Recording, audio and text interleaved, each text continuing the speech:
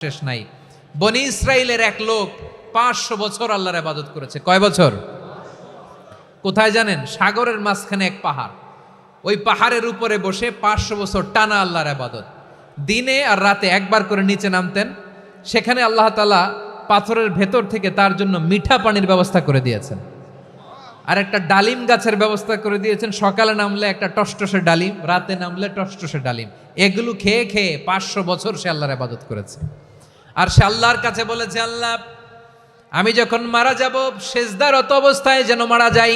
ঠিকই আল্লাহ সেজদারত অবস্থায় সাইয়েদনা আজরাইলকে পাঠিয়ে দিলেন। সেজদারত অবস্থায় লোকটা মারা গেল। 500 বছর ইবাদতের পরে আল্লাহর দরবারে কিয়ামতের কঠিন ময়দানে যখন লোকটা হাজির হয়ে যাবে, আল্লাহ বলবেন, আদখিলু আবদি আল জান্নাতা বিরহমাতি, আমার বান্দাকে আমার দয়া আমার ভালোবাসা দিয়ে জান্নাতে ঢুকায়া দাও। 500 বছর ইবাদত করছে তো আমার দয়ায় আমার বান্দারে জান্নাত দাও। এই বান্দা বলে, বালবি আমালি, আল্লাহ তোমার দয়া লাগবে কেন? আমি আমার আমল দিয়ে জান্নাতে যেতে চাই। কি দিয়ে? কথা বুঝে নাই বোধহয়। আল্লাহর এই বান্দা কি দিয়ে জান্নাতে ঢুকতে চায়? আমল দিয়ে। আল্লাহ বলছে, আমার দয়ায় আমার বান্দারা জান্নাতে নিয়ে যাও। ফেরেশতারা এ বলে, আল্লাহ তোমার দয়া লাগবে কেন? সেজদা তো কম দেই নাই, জিকির করতে করতে 500 বছর শেষ করে দিলাম, আবার তোমার দয়া লাগবে?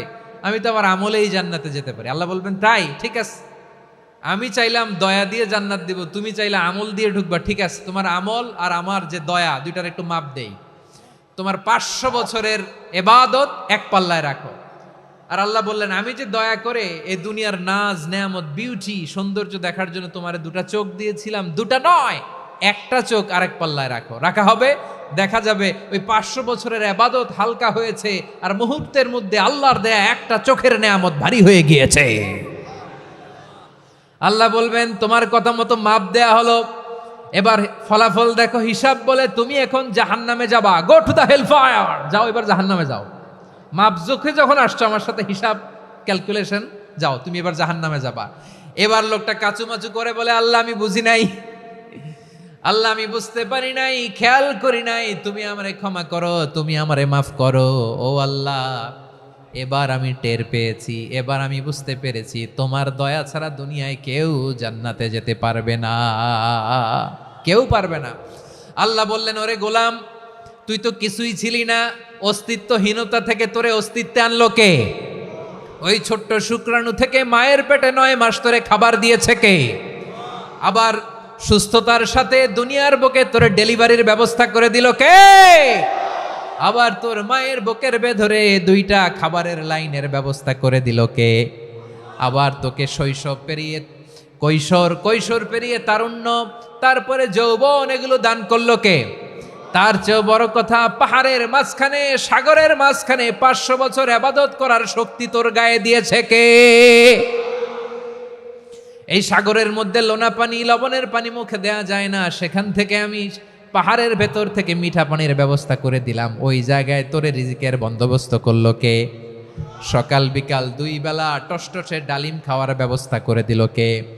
তোর আবদার ছিল, আল্লাহ আপনি আমার সেজদারত অবস্থায় রুহু কবজ করবেন, তোর শেষ আবদারটাও পূরণ করেছে কে? ও গোলাম, আমার রহমতের তুলনায়, আমার নেয়ামতের তুলনায় তোর 500 বছরের ইবাদতের কোনো ওজনই হবে না। গোটা বিশ্বের কেউ কোনোদিন আমার জান্নাতে ঢুকতে পারবে না আমি আল্লাহর দয়া ছাড়া। হুয়ার রহমানুর রহিম, তিনি দয়াময়, তিনি মেহেরবান। জিব্রাইল আলাইহিস সালাম বিশ্বনবীর এই লম্বা হাদিসটা যখন শোনালেন, আমি যা যা বলছি এটা বিশাল এক হাদিসের অনুবাদ। বললেন, ইয়া মুহাম্মদ, এই দুনিয়ার সবটাই চলে আল্লাহর রহমত দিয়ে। হাদিসের শেষ কথা, সব চলে আল্লাহর কি দিয়ে? তখন বিশ্বনবী সাহাবাদের বললেন, ও সাহাবারা শোনো, আল্লাহর জান্নাতে কেউ কোনোদিন প্রবেশ করতে পারবে না তার রহমত ছাড়া। সাহাবারা বললেন, ইয়া রাসূলুল্লাহ, আপনিও না, আপনিও কি আল্লাহর রহমত ছাড়া প্রবেশ করতে পারবেন না? বিশ্বনবী বললেন, না আমিও না, আমি বিশ্বনবীও আল্লাহর জান্নাতে আল্লাহর রহমত ছাড়া ঢুকতে পারবে না। তবে কিয়ামতের দিন আল্লাহর রহমত আমার চারদিকে বেষ্টনী দিয়ে থাকবে।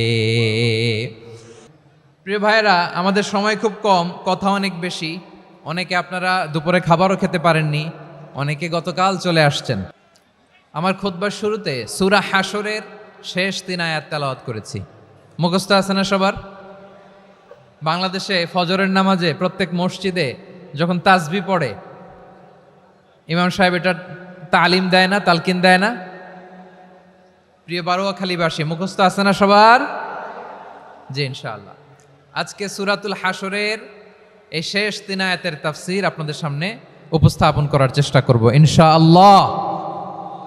কোরআনের অনেক জায়গায় আল্লাহ তাআলা নিজের পরিচয় দিয়েছেন। নিজের পরিচয় তিনি বিভিন্ন আয়াতে বিভিন্ন সূরায় পেশ করেছেন। 3টি জায়গায় খুব এক্সক্লুসিভলি আল্লাহ তাআলা নিজের পরিচয় দিয়েছেন। এক হচ্ছে সূরা বাকারার 255 নম্বর আয়াতে, মানে আয়াতুল কুরসি। এর মধ্যে 9টা বাক্য আছে, 9টা বাক্য মিলে একটা আয়াত। এই আয়াতে আল্লাহ তাআলা খুব চমৎকার ভঙ্গিমায়, চমৎকার ভাষা শৈলী ব্যবহার করে, খুব উচ্চাঙ্গের আরবি সাহিত্য দিয়ে একটি আয়াত নাজিল করেছেন। এই আয়াতটার নাম হচ্ছে আয়াতুল কুরসি। বিশ্বনবী বলেন, মান কারা আয়াতুল কুরসি দুবুরা কুল্লি সলাতিন মাকতুবাতিন লাম ইয়ামনাহু মিন দুখুলিল জান্নাতি ইল্লাল মাউত। প্রত্যেক ফরজ নামাজের পরে যে আয়াতুল কুরসি পড়বে তার জান্নাতে যাওয়ার ক্ষেত্রে আর কোনো বাধা থাকে না, একটা জিনিস ছাড়া, সেটা হচ্ছে মৃত্যু, মরণ। লোকটা মরে না তাই জান্নাতে যায় না, মরলেই জান্নাতি। এই আয়াতুল কুরসির এই আয়াতে আল্লাহ তাআলা খুব স্পষ্টভাবে নিজের পরিচয় তুলে ধরেছেন। আবার সূরাতুল ইখলাসের ভেতরে আল্লাহ তাআলা খুব চমৎকার ভঙ্গিমায় তিনি নিজের পরিচয় তুলে ধরেছেন। অনুরূপভাবে সূরা হাশরের শেষ 3 আয়াতেও আল্লাহ তাআলা খুব চমৎকারভাবে নিজের পরিচয় তুলে ধরেছেন। আওয়াজ করে পড়ুন সুবহানাল্লাহ। আমরা সূরা হাশরের শেষ 3 আয়াতের তাফসীর আজকে আমরা শুনব। আসুন আমরা আমাদের রবকে চিনে নেই। আজকের আলোচনার টপিক হচ্ছে আসুন আমাদের রবকে চিনি। আসুন আমাদের, সবাই বলুন, আসুন আমাদের রবকে চিনি। আজকের আমার ঢাকা বিভাগের প্রোগ্রাম থেকে, এই নবাবগঞ্জ বারোয়াখালীর প্রোগ্রাম থেকে আমরা আমাদের রবকে চিনে যাব ইনশাআল্লাহ। বলেন সবাই। সূরা হাশরের শেষ 3 আয়াতের একটা বিশেষ ফজিলত আছে, এটা আপনারা পড়বেন। কি ফজিলত? বিষ্ণু ঈসা ইসলাম বলেন, মান ক্বালা হিনা ইউসবিহু সালাসা মাররাতিন আউযু বিল্লাহিস সামিউল আলিম মিনাশ শাইতানির রাজীম সুম্মা ক্বারাআ সালাসা আয়াতিন মিন আখিরি সূরাতিল হাশরি ওয়াক্কালাল্লাহু বিহি ৭০,০০০ মালাকিন ইউসাল্লুনা আলাইহি ওয়া ইন মাতা ফি যালিকাল ইয়াউমি মাতা শাহীদান।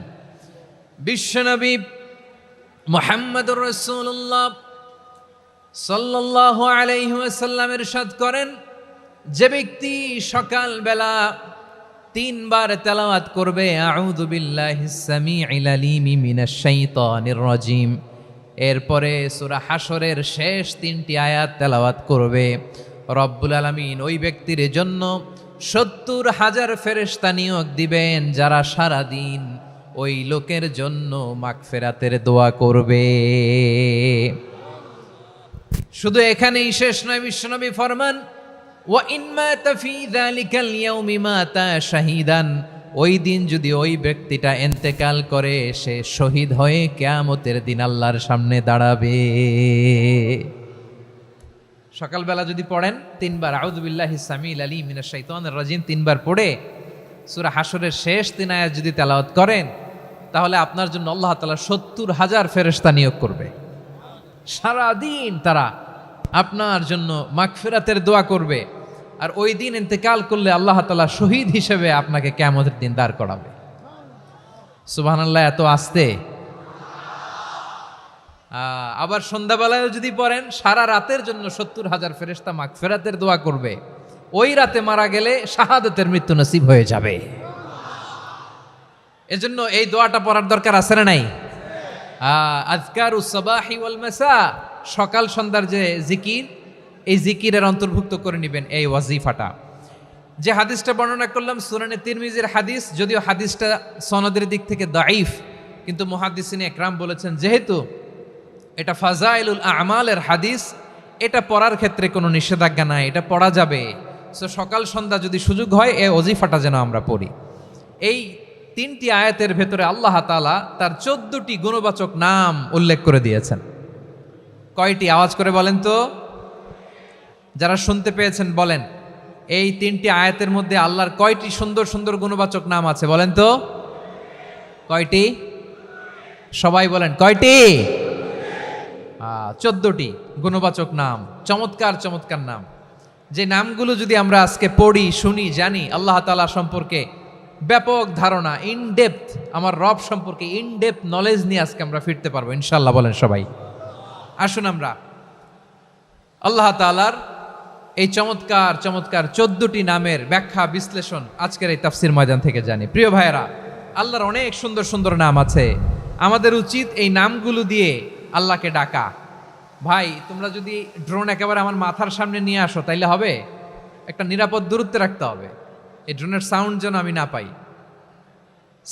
সেফ জোনে থাকতে হবে, দূরে থাকো। সম্মানিত ভাইয়েরা, আল্লাহ তাআলার চমৎকার চমৎকার অনেক নাম আছে যেগুলো আল্লাহ তাআলা কোরআনে উল্লেখ করেছেন। আল্লাহর আসল নাম হচ্ছে আল্লাহ। আসল নাম কি? সবাই বলুন, আসল নাম কি? কি মাঝখানে কি সমস্যা? এই ভাই যদি না দাঁড়ায়, ওই যে মহিলা প্যান্ডেলের বোনরা তো দেখবে না। ভাই আপনি একটু বসেন, মাঝে মাঝে একটু দাঁড়াবেন। ঠিক আছে, ঠিক আছে, হ্যাঁ হয়েছে। আল্লাহ তাআলার আসল নাম হচ্ছে আল্লাহ। আওয়াজ করে আল্লাহর একটা ডাক দেন, বলেন আল্লাহ। মন থেকে, হৃদয়ের গহীন থেকে, হৃদয় নিংড়ানো মনের সবটুকুন ভালোবাসাকে উজাড় করে দিয়ে আল্লাহর নামটা জপেন তো, পড়েন তো আল্লাহ। কেমন লাগে? ভালো লাগে? এর চেয়ে সুন্দর মধুমাখা নাম, জাদুমাখা নাম আর আছে? দু একজন বলছে নাই। আওয়াজ করে বলেন, এর চেয়ে সুন্দর নাম আর আছে? আল্লাহ নাম যতই জপি ততই মধুর লাগে, নামে এত জাদু থাকে কে জানি তো আগে। আল্লাহ নাম যতই জপি, ও নাম জপে প্রিয়তম, ও নামে জপে মজনু সম, ওই নামে পাপিয়া গাহে হৃদয় গোলাপে বাগে। আল্লাহ নাম যতই জপি। আল্লাহু আকবার। এত মধুর নাম আর দ্বিতীয়টা নাই। যতই জপি ততই ভাল লাগে, ঠিক কিনা বলেন? এজন্য রব্বুল আলামিন বলেন, ওয়ালিল্লাহিল আসমাউল হুসনা ফাদউহু বিহা ওয়া যারুল্লাযীনা ইউলহিদুনা ফি আসমাই সায়ুজজাউনা মা কানু ইয়ামালুন। আল্লাহ বললেন, আমার অনেক সুন্দর সুন্দর নাম আছে, অনেকগুলো গুণবাচক সুন্দরতম নাম আছে। তোমরা এই নামগুলো ধরে আমি আল্লাহরে ডাকো, আর যারা আমি আল্লাহর নামের বিকৃতি ঘটায় তাদেরকে তোমরা বর্জন করো। আর তারা দুনিয়াতে যা করেছে আখিরাতের ফল তারা ঠিকই পাবে। সুবহানাল্লাহ বলেন। আল্লাহর অনেক সুন্দর সুন্দর নাম আছে, এগুলো ধরে ডাকতে বলা হয়েছে। আর যারা আল্লাহর নামের বিকৃতি করে তাদেরকে বর্জন করতে বলা হয়েছে। আপনি আল্লাহর নামের জিকির যখন করবেন, আপনি আমার আল্লাহর নামের বিকৃতি করতে পারবেন? বারোয়াখালীর ভাইরা বুঝে থাকলে আওয়াজ দেন, আল্লাহর নামের বিকৃতি করা যাবে? আপনি যখন জিকির করবেন স্পষ্ট শব্দে আল্লাহর নামটা বোঝা যেতে হবে। সুবহানাল্লাহ, ওয়ালহামদুলিল্লাহ, লা ইলাহা ইল্লাল্লাহ, আল্লাহু আকবার। একসাথে মিলিয়ে করেন অথবা আলাদা আলাদা করেন, অথবা শুধু আল্লাহ আল্লাহ এই নামের জিকিরও যদি করেন স্পষ্ট বোঝা যাইতে হবে। আল্লাহর নামের বিকৃতি করা যাবে, কিন্তু আল্লাহর নামের বিকৃতি করে জিকির এদেশে আছে না নাই? আছে। দেখবেন জিকিরের মধ্যে হুই হুই হুই হুই হুই এরকম করতেছে, আছে না নাই? সবাই মিলে লাফাচ্ছে, দফাচ্ছে, মাথা ঝুলাচ্ছে, আর কি কি যেন বলে, ওইটার মধ্যে আমি আল্লাহর নাম খুঁজে পাই না, এরকম আছে না নাই? হ্যাঁ, হই হই করে কিম্ভূত কিমাকার অদ্ভুত আওয়াজ করে তারা জিকির করে, সেখানে আল্লাহর নাম নাই। এই জিকির আল্লাহর কাছে গ্রহণযোগ্য হবে? আল্লাহ বলেন, ওয়াযারুল্লাযীনা ইউলহিদুনা ফি আসমাইহি, খবরদার আমার নামের যারা বিকৃতি ঘটায় তাদেরকে তোমরা বর্জন করো। এজন্য জিকির যখন করব সুস্পষ্টভাবে আল্লাহ তাআলার নাম সেখানে থাকতে হবে, ঠিক কিনা বলেন? আবার আল্লাহ বলেন, যেমন মনে চায় তেমন জিকির তোমরা করো না। ফাযকুরুল্লাহা কামা আল্লামাকুম মা লাম তাকুনু তা'লামুন। তোমরা জানতে না আল্লাহ তোমাদের জানিয়েছেন কেমন করে আল্লাহর নামের জিকির করতে হয়, যেমন আল্লাহ শিখিয়েছেন তেমন করে আল্লাহরে ডাকো। ঠিক কিনা বলেন? আল্লাহ তাআলা যেমন শিখিয়েছেন তেমন ভাবে আল্লাহ তাআলাকে ডাকতে হবে, ঠিক ওই পদ্ধতিতে আল্লাহ তাআলার নাম যুক্ত হবে। কোন পদ্ধতিতে সেটাও আল্লাহ বলে দিচ্ছেন। আল্লাহ তাআলা বললেন, ওয়াজকুর রাব্বাকা ফি নাফসিকা তাদাররুআন ওয়া খীফাতান ওয়া দুনাল জাহরি মিনাল কওলি বিল গুদুই ওয়াল আসাল ওয়া লা তাকুম মিনাল গাফিলিন। খবরদার, আল্লাহর নামের জিকির করো, আল্লাহকে ডাকো। ফি নাফসিকা, মনে মনে, তাদাররুআন, সবিনয়ে, খাইফাতান, ভীত বিহবল চিত্তে, দুনাল জাহারি মিনাল কওল, অনুচ্চ স্বরে অনুচ্চ আওয়াজে। এভাবে আল্লাহর ডাকলে সেই ডাকা কবুল করে নিবে কে? তাহলে আল্লাহকে জপতে হবে মনে মনে, সবিনয়ে, ভীত বিহবল চিত্তে, অনুচ্চ স্বরে, এভাবে জিকির করতে হবে। বিশ্ব ইসলাম এবং বিশ্বনবীর সাহাবারা ঠিক এই পদ্ধতিতে আল্লাহ তাআলাকে ডাকতেন। তাহলে এই যে আল্লাহ তাআলার সুন্দর সুন্দর নামগুলো আছে, এগুলো ধরে আমরা আল্লাহ তাআলার জিকির করব, তার প্রশংসা করব, তার পবিত্রতা বর্ণনা করব, তাহলে খুশি হবেন কে? বিষ্ণু ঈসা ইসলাম বলেন, আশ-শাইতানু জাসিম আলা কলবি ইবনে আদম, শয়তান বনি আদমের কলবের মধ্যে এরকম খামচি মেরে বসে থাকে। খামচি বোঝেন তো? শয়তান বনি আদমের হৃদয়ে কলবে খামচি মেরে বসে থাকে। ফাইদা যাকারাল্লাহ খানাসা, যখন মানুষ আল্লাহর জিকির করে শয়তান দৌড়ে পালায়। ওয়াইদা গাফালা ওয়াসওয়াসা, আর মানুষ যখন অমনোযোগী হয়, গাফিল হয়, শয়তান আবার টেম্পটেশন দেয়, আবার ধোঁকা দেয়, আবার ওয়াসওয়াসা দেয়। এজন্য বিশ্বনবী বলতেন, লা ইয়াজালু লিসানুকা রাতবান মিন যিকরিল্লাহ, সব সময়, প্রতি মুহূর্তে, সর্বক্ষণে তোমার জিহ্বাটা আল্লাহর জিকির দিয়ে ভিজা রাখবা, আল্লাহর জিকির দিয়ে সিক্ত রাখবা, তাহলে কবুল করবে কে? সবাই পড়েন সুবহানাল্লাহ, আলহামদুলিল্লাহ, লা ইলাহা, সুবহানাল্লাহ, আলহামদুলিল্লাহ, লা ইলাহা ইল্লাল্লাহ, লা ইলাহা ইল্লাল্লাহু মুহাম্মাদুর রাসূলুল্লাহ সাল্লাল্লাহু আলাইহি ওয়াসাল্লাম। প্রিয় ভাইরা, আল্লাহ তাআলার অনেকগুলো নাম আছে। আল্লাহ তাআলার এই নামগুলো ধরে তার নাম আমাদের ডাকতে হবে, জপতে হবে। বিষ্ণু ঈসা ইসলাম বলেন, ইন্না লিল্লাহি তিসআতান ওয়া তিসঈনা ইসমান মিআতান ইল্লা ওয়াহিদা, আল্লাহর রয়েছে 99টা নাম, এক কম 100। এক কম, আমরা বাংলায় বলি না যে এক কম 100, মানে আসলে কয়টা? 99টা। বিশ্বনবী বলেন, আল্লাহর 99টা নাম আছে, মিআতান ইল্লা ওয়াহিদা, এক কম 100। মান আহসাহা দাখালাল জান্নাহ, যে ব্যক্তি 99 নাম মুখস্থ করে তার সিনার ভেতরে রাখবে, আল্লাহ তাআলা তাকে জান্নাত দিয়ে ধন্য করে দেবে। এবার বলেন, আল্লাহর নামগুলো জানার দরকার আছে না নাই? এই নামগুলো আমরা জপব, মুখস্থ করব। এই নামগুলো আগে আয়ত্ত করতে হবে। এই নামের যে অর্থ সেটা অনুধাবন করতে হবে। এই নামের যে দাবি সেটা মানতে হবে। সিবগাতাল্লাহ ওয়া মান আহসানু মিনাল্লাহি সিবগা ওয়া নাহনু লাহু আবিদুন, আল্লাহর রঙে রঙিন হইতে হবে। আমার আল্লাহ দয়ালু, আমরাও দয়ালু হতে হবে। আমার আল্লাহ সহনশীল, আমরাও সহনশীলতার চর্চা করতে হবে। আমার আল্লাহ মেহেরবান, আমরাও মেহেরবান হতে হবে। বিষ্ণু ঈসা ইসলাম আল্লাহর এই চমৎকার সুন্দরতম নামগুলো ধরে ধরে আল্লাহর কাছে চাইতেন। আপনি যখন দোয়া করবেন, আল্লাহর নামগুলো ধরে যদি দোয়া করেন, আল্লাহ ওই দোয়া ফিরায় দেয় না। সুবহানাল্লাহ বলেন। আপনি যদি দোয়ার মধ্যে বলেন ইয়া রহমান, সবাই বলেন ইয়া রহমান, ইয়া রহিম, ইয়া হাইয়্যু, ইয়া কাইয়্যুম, আল্লাহর চমৎকার নামগুলো ধরে ধরে যদি আল্লাহর কাছে ফরিয়াদ করেন, আল্লাহর নামগুলো ডাকে, মুহূর্তেই কবুল করবে কে? বিষ্ণু ঈসা ইসলাম এভাবে আল্লাহর নামগুলো ধরে ধরে জিকির করতেন, আল্লাহর নাম জপতেন। তিনি বলতেন, আসআলুকা বিকুল্লি ইসমিন হুয়া লাক, আল্লাহ তোমার যত নাম আছে সব নামের ওসিলায় তোমার কাছে ফরিয়াদ করি, সব নামের ওসিলায়। আনজালতাহু ফি কিতাবিক, যে নাম তুমি তোমার কিতাবে নাজিল করেছো। আও আল্লামতাহু আহাদাম মিন খালকিক, অথবা তোমার কোনো সৃষ্টিকে তোমার নাম তুমি জানিয়েছো, আও ইস্তাসারতা বিহি ফি ইলমিল গায়বি ইনদাক, অথবা গায়েবের জ্ঞানে তুমি তোমার নিজের জন্য ওই নামগুলো সংরক্ষিত রেখে দিয়েছো, সব নামের ওসিলায় তোমার কাছে চাই। সুবহানাল্লাহ পড়েন। তার মানে আল্লাহ তোমার যে নামগুলো আমরা জানি এগুলার ওসিলায়ও চাই, যে নামগুলো আমরা জানি না সেগুলোর ওসিলায়ও চাই। আল্লাহর সব নাম আল্লাহ আমাদেরকে জানায় নাই, কিছু নাম জানিয়েছেন, কিছু নাম তিনি জানান নাই। সুবহানাল্লাহ বলেন।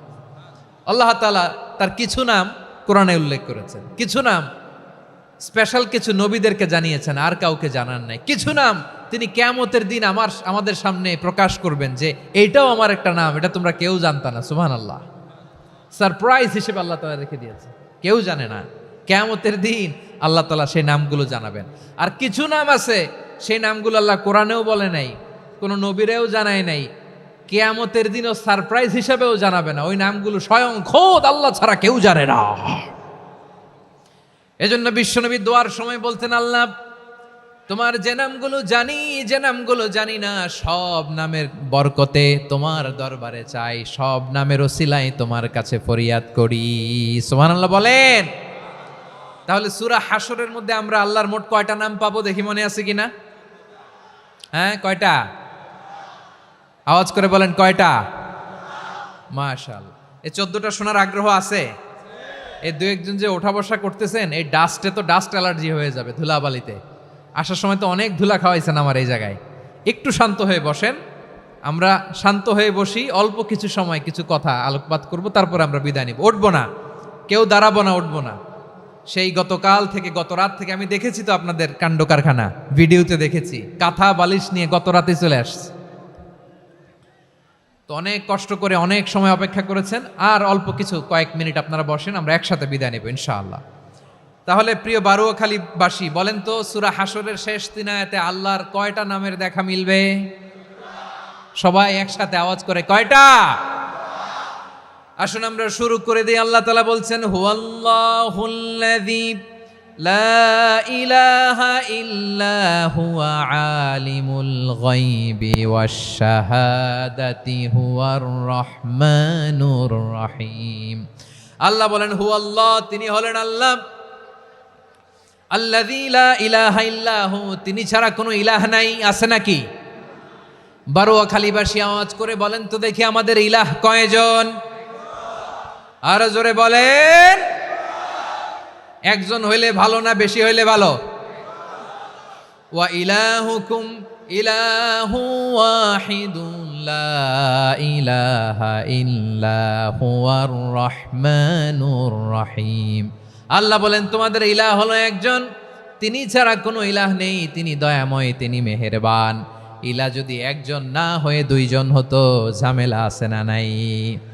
লাউ কানা ফীহিমা আলিহাতুন ইল্লাল্লাহু লাফাসাদাতা, আকাশ এবং জমিনের মধ্যে ইলাহ একজন না হয়ে যদি মাত্র দুইজন হতো, আকাশ জমিন ভেঙে খান খান হয়ে যেত। ঠিক কিনা বলেন? দুইজন ইলাহ হইলে খান খান হয়ে যেত। আমাদের রব একজন হইলে ভালো না বেশি হইলে ভালো? কথা বুঝতেছেন?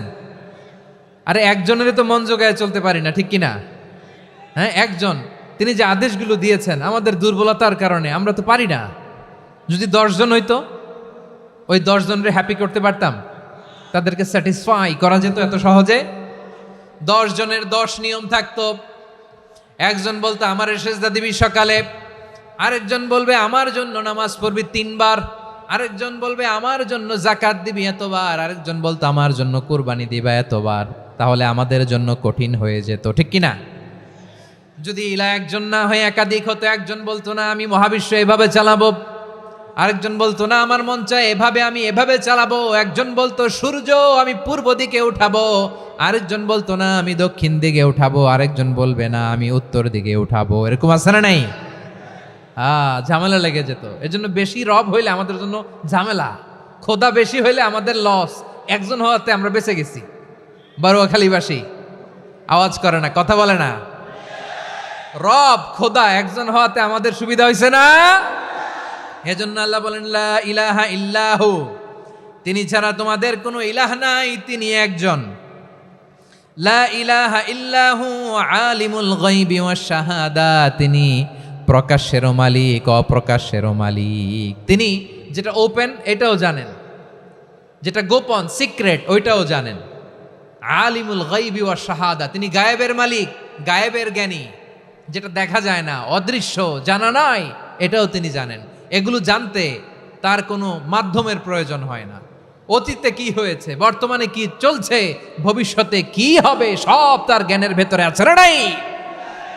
এজন্য আল্লাহ বললেন আলিমুল গায়বি ওয়াশ শাহাদা, তিনি গায়েবের জ্ঞান রাখেন, তিনি দৃশ্য জগতের জ্ঞান রাখেন, তিনি প্রকাশ্য জগতের জ্ঞান রাখেন, তিনি গোপন জগতের জ্ঞান রাখেন। তার কাছে কোনো কিছু গোপন নাই, ঠিক কিনা বলেন? হুয়ার রহমানুর রহিম, তিনি হলেন দয়াময়, তিনি হলেন মেহেরবান। এই যে শুরু হলো 14 নামের প্রথম দুইটা, আর রহমান আর রহিম। হুয়ার রহমানুর রহিম, তিনি হলেন the most gracious, the most merciful, তিনি দয়াময়, তিনি অতিশয় মেহেরবান। সুবহানাল্লাহ বলেন। তার দয়ার কোনো শেষ নাই, তার মায়ার কোনো শেষ নাই। আল্লাহ, তাহলে 14টা নামের মধ্যে কয়টা পাইলাম? একটা কি? আর রহমান। বারোয়াখালীবাসী বুঝে থাকলে আওয়াজ করে বলেন, প্রথমটা কি? 2 নাম্বার আর রহিম। আওয়াজ করে বলেন 2 নাম্বার। আওয়াজ করে সবাই গলা ছেড়ে দিয়ে উত্তর দেন তো, প্রথম নামটা কি? দ্বিতীয় নামটা? আর রাহিম। রহমান আল্লাহর one of the major names, আল্লাহর মৌলিক নামগুলোর মধ্যে গুরুত্বপূর্ণ একটা নাম হচ্ছে রহমান। গুরুত্বপূর্ণ নাম কি? রহমান, দয়ার সাগর, মায়ার সাগর। রহমানুন ফিদ দুনিয়া ওয়া রহিমুন ফিল আখিরা। এই দুনিয়ার জন্য আল্লাহ রহমান, দুনিয়াতে আল্লাহ সবাইরে দয়া করে, কাফিররেও করে, মুসলিমরেও করে। আর আখিরাতের জন্য তিনি রহিম, সেখানে কাফির মুশরিকদের জন্য আল্লাহর পক্ষ থেকে কোনো দয়া থাকবে না। চিল্লায় বলেন ঠিক কি না? এজন্য আল্লাহ বললেন আমার মৌলিক একটা নাম হলো রহমান। আল্লাহর পরে অন্য কোন নাম দিয়ে যদি তোমরা আমার নাম প্রকাশ করতে চাও, জপতে চাও, ডাকতে চাও, তোমরা রহমান নামে ডাকো। রব্বুল আলামিন ইরশাদ করেন, কুলিদুল্লাহ আউইদুর রহমান আইয়াম্মা তাদউ ফালাহুল আসমাউল হুসনা। আমাকে আল্লাহ নামে ডাকো, কিংবা আমি আল্লাহকে রহমান নামে ডাকো, যে নামেই ডাকো না কেন আমার আছে অনেকগুলো সুন্দর সুন্দর নাম। যে নামেই ডাকো আমি শুনি, ডাকলেই আমি সাড়া দেই। সকালে ডাকলেও সাড়া দেই, দুপুরে ডাকলেও সাড়া দেই, মাঝরাতেও যদি আমরা বিপদে পড়ি ডাকলে আমাদের ডাকে সাড়া দেয় কে? সবাই বলুন তো, সাড়া দেয় কে? আবার বিশ্বনবী যখন মক্কায় দাওয়াত দিচ্ছিলেন, তিনি মাঝে মাঝে আল্লাহর নাম বলছিলেন, মাঝে মাঝে তিনি রহমান নাম বলছিলেন। যখন তিনি বললেন ওয়াইদা কিলা লাহুমুসজুদু লিররহমানি ক্বালু ওয়ামার রহমান। বিশ্বনবী মক্কায় যখন মক্কার কাফিরদেরকে, কুরাইশদেরকে বলল তোমরা রহমানকে সেজদা দাও, রহমানের ইবাদত করো, রহমানের জন্য সেজদায় লুটিয়ে পড়ো, মক্কাবাসী বলে রহমান আবার কে? রহমান রে তো চিনি না। রহমানকে? আল্লাহ চিনি, রহমান চিনি না। মক্কাবাসী কি বলে? কারে চিনে? আল্লাহরে চিনে। কারে চিনে না? রহমান কে তো চিনি না। রহমান আবার কোত্থেকে আসলো? কে Rahman? Who is this Rahman? যখন তারা বলে রহমান রে চিনি না, আল্লাহর গায়রতে আঘাত লেগেছে। আল্লাহ বলে রহমান রে চিনো না, না? তাদেরকে চিনানোর জন্য আল্লাহ ৭৮ আয়াত বিশিষ্ট আর রহমান নামে কোরআনে একটা সূরা নাজিল করেছেন। যখন মক্কার কুরাইশরা বলে আল্লাহ চিনি, রহমান চিনি না, আল্লাহ বলে রহমান রে চিনো না, তাহলে চিনে নাও রহমান নামে। তিনি ৭৮ আয়াত বিশিষ্ট কালামুল্লাহ মাজিদে একটা গোটা সূরা নাজিল করে দিয়েছেন। তিনি নাজিল করলেন আর রহমানু আল্লামাল কুরআনা খালাকাল ইনসানা আল্লামাহুল বায়ান। দয়াময় রহমান শেখালেন কোরআন, বানালেন ইনসান, শেখালেন বায়ান। দয়াময় রহমান শেখালেন কোরআন, বানালেন ইনসান, শেখালেন বায়ান। দয়াময় রহমান শেখালেন কোরআন, বানালেন ইনসান শেখালেন বায়ান। পড়েন আল্লাহু আকবার। আল্লাহ বলে রহমান কারে বলে চেনো না, শুনে নাও। ৭৮ আয়াত বিশিষ্ট গোটা একটা সূরাই নাজিল করে দিলাম, সূরাতু আর রহমান। আর রহমান তিনি দয়ালু, আল্লামাল কোরআন, তিনি মানুষকে কোরআন শিখিয়েছেন। খালাকাল ইনসান, মানুষ বানিয়েছেন। আল্লামাহুল বায়ান, মানুষকে কথা বলা বর্ণনা করা শিখিয়েছেন। পড়েন সুবহানাল্লাহ।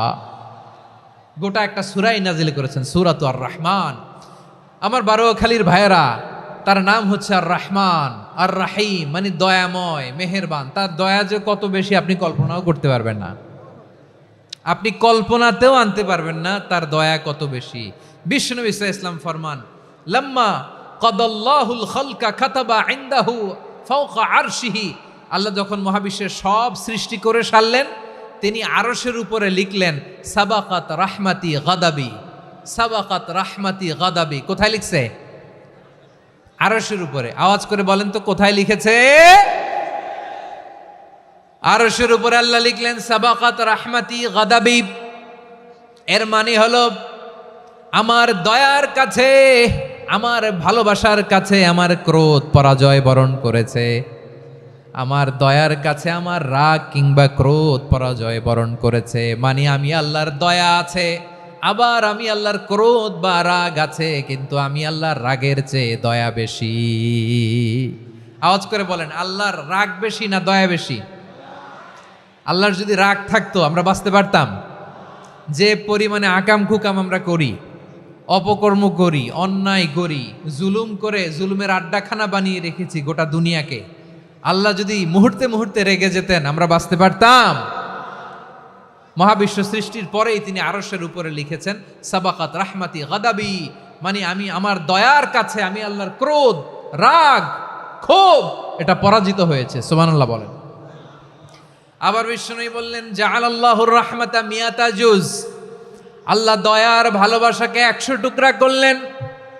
৯৯ টুকরা দয়া মায়া ভালোবাসা আল্লাহ নিজের কাছে রেখে দিলেন, আর ১ টুকরা দয়া মায়া ভালোবাসা আল্লাহ গোটা বিশ্বের সবার মাঝে ঢেলে দিলেন।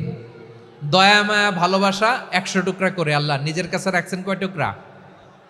সবাই বলেন ৯৯ টুকরা। আর গোটা বিশ্বের সবার মাঝে ভাগ করে দিয়েছেন কয় টুকরা?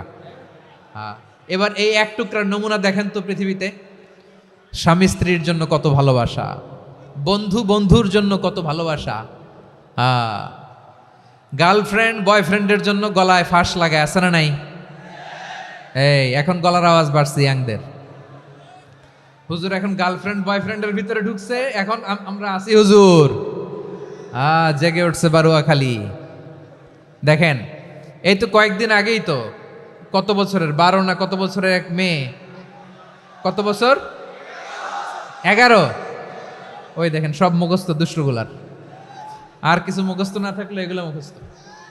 ১১ বছরের, তারে কি বলবো, তরুণীও তো না, কিশোরী। এই কিশোরী ভালোবাসার টানে বাপ মা থুইয়া চলে গেছে কোথায়? দেখেন ভালোবাসারে আল্লাহ ১০০ টুকরা করেছেন, ৯৯ টুকরা ভালোবাসা আল্লাহ নিজের জন্য রেখেছেন, ১ টুকরা আমাদের সবাইকে ভাগ করে দিয়েছেন।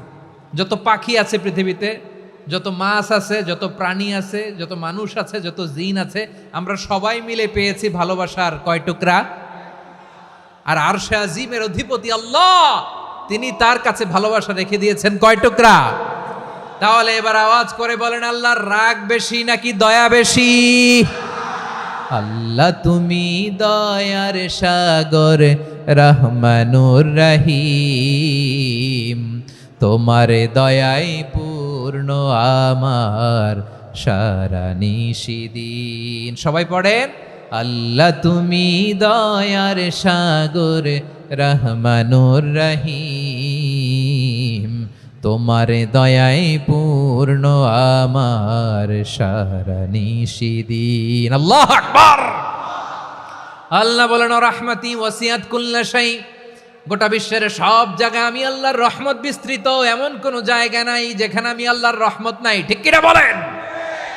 এমন কোন জায়গা নাই আমি আল্লাহর রহমত নাই। আমি আল্লাহর রহমত ছাড়া গাছের একটা পাতা নড়ে না, আমি আল্লাহর দয়ার রহমত ছাড়া গাছের একটা পাতা পড়ে না। আমি আল্লাহর দয়া আর রহমত ছাড়া আকাশ থেকে এক ফোঁটা বৃষ্টি ঝরে না। তিনি হলেন রহমান, তিনি হলেন রাহিম। ঠিক কিনা বলে? আল্লাহরে চিনতেছেন? আলোচনার বিষয় কি? আসুন আমাদের রবকে চিনি। তিনি হলেন আর রহমান, তিনি হলেন আর রাহিম। তার দয়ার কোনো শেষ নাই, তার মায়ার কোনো শেষ নাই। বনি ইসরাইলের এক লোক 500 বছর আল্লাহর ইবাদত করেছে। কয় বছর? কোথায় জানেন? সাগরের মাঝখানে এক পাহাড়। ওই পাহাড়ের উপরে বসে 500 বছর টানা আল্লাহর ইবাদত। দিনে আর রাতে একবার করে নিচে নামতেন। সেখানে আল্লাহ তাআলা পাথরের ভেতর থেকে তার জন্য মিঠা পানির ব্যবস্থা করে দিয়েছেন, আর একটা ডালিম গাছের ব্যবস্থা করে দিয়েছেন। সকালে নামলে একটা টসটসে ডালিম, রাতে নামলে টসটসে ডালিম। এগুলো খেয়ে খেয়ে 500 বছর সে আল্লাহর ইবাদত করেছে। আর সে আল্লাহর কাছে বলেছে, আল্লাহ আমি যখন মারা যাব সেজদারত অবস্থায় যেন মারা যাই। ঠিকই আল্লাহ সেজদারত অবস্থায় সাইয়েদনা আজরাইলকে পাঠিয়ে দিলেন। সেজদারত অবস্থায় লোকটা মারা গেল। 500 বছর ইবাদতের পরে আল্লাহর দরবারে কিয়ামতের কঠিন ময়দানে যখন লোকটা হাজির হয়ে যাবে, আল্লাহ বলবেন, আদখিলু আবদি আল জান্নাতা বিরহমাতি। আমার বান্দাকে আমার দয়া, আমার ভালোবাসা দিয়ে জান্নাতে ঢুকায়া দাও। 500 বছর ইবাদত করছে তো আমার দয়ায় আমার বান্দারে জান্নাত দাও। এই বান্দা বলে, বালবি আমালি, আল্লাহ তোমার দয়া লাগবে কেন? আমি আমার আমল দিয়ে জান্নাতে যেতে চাই। কি দিয়ে? কথা বুঝে নাই বোধহয়। আল্লাহর এই বান্দা কি দিয়ে জান্নাতে ঢুকতে চায়? আমল দিয়ে। আল্লাহ বলছে, আমার দয়ায় আমার বান্দারা জান্নাতে নিয়ে যাও। ফেরেশতারা এ বলে, আল্লাহ তোমার দয়া লাগবে কেন? সেজদা তো কম দেই নাই, জিকির করতে করতে 500 বছর শেষ করে দিলাম, আবার তোমার দয়া লাগবে? আমি তো আমার আমলেই জান্নাতে যেতে পারি। আল্লাহ বলবেন, তাই ঠিক আছে, আমি চাইলাম দয়া দিয়ে জান্নাত দিব, তুমি চাইলে আমল দিয়ে ঢুকবা। ঠিক আছে, তোমার আমল আর আমার যে দয়া দুইটার একটু মাপ দেই। তোমার 500 বছরের ইবাদত এক পাল্লায় রাখো। আর আল্লাহ বললেন, আমি যে দয়া করে এই দুনিয়ার নাজ নেয়ামত বিউটি সৌন্দর্য দেখার জন্য তোমারে 2টা চোখ দিয়েছিলাম, 2টা নয়, একটা চোখ আরেক পাল্লায় রাখো। রাখা হবে, দেখা যাবে ওই 500 বছরের ইবাদত হালকা হয়েছে, আর মুহূর্তের মধ্যে আল্লাহর দেয়া একটা চোখের নেয়ামত ভারী হয়ে গিয়েছে। আল্লাহ বলবেন, তোমার কথা মতো মাপ দেয়া হলো, এবার ফলাফল দেখো। হিসাব বলে, তুমি এখন জাহান্নামে যাবা। Go to the hell fire, যাও এবার জাহান্নামে যাও। মাপ চোখে যখন আসছো আমার সাথে হিসাব ক্যালকুলেশন, যাও তুমি এবার জাহান্নামে যাবা। এবার লোকটা কাচুমাচু করে বলে, আল্লাহ আমি বুঝি নাই, আল্লাহ আমি বুঝতে পারি নাই, খেয়াল করি নাই, তুমি আমারে ক্ষমা করো, তুমি আমারে মাফ করো।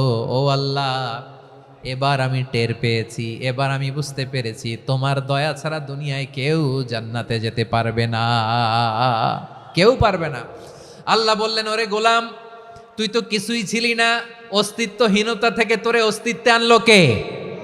ওই ছোট্ট শুক্রাণু থেকে মায়ের পেটে 9 মাস তোরে খাবার দিয়েছে কে? আবার সুস্থতার সাথে দুনিয়ার বুকে তোরে ডেলিভারির ব্যবস্থা করে দিল কে?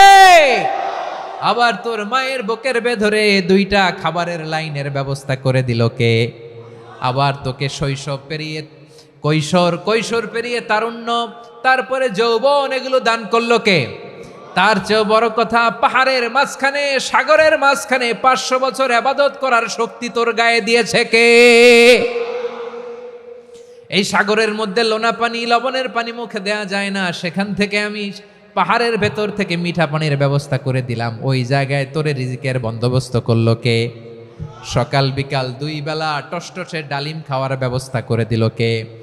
তোর আবদার ছিল, আল্লাহ আপনি আমারে সেজদারত অবস্থায় রুহু কবজ করবেন, তোর শেষ আবদারটাও পূরণ করেছে কে? ও গোলাম, আমার রহমতের তুলনায়, আমার নেয়ামতের তুলনায় তোর 500 বছরের ইবাদতের কোনো ওজনই হবে না।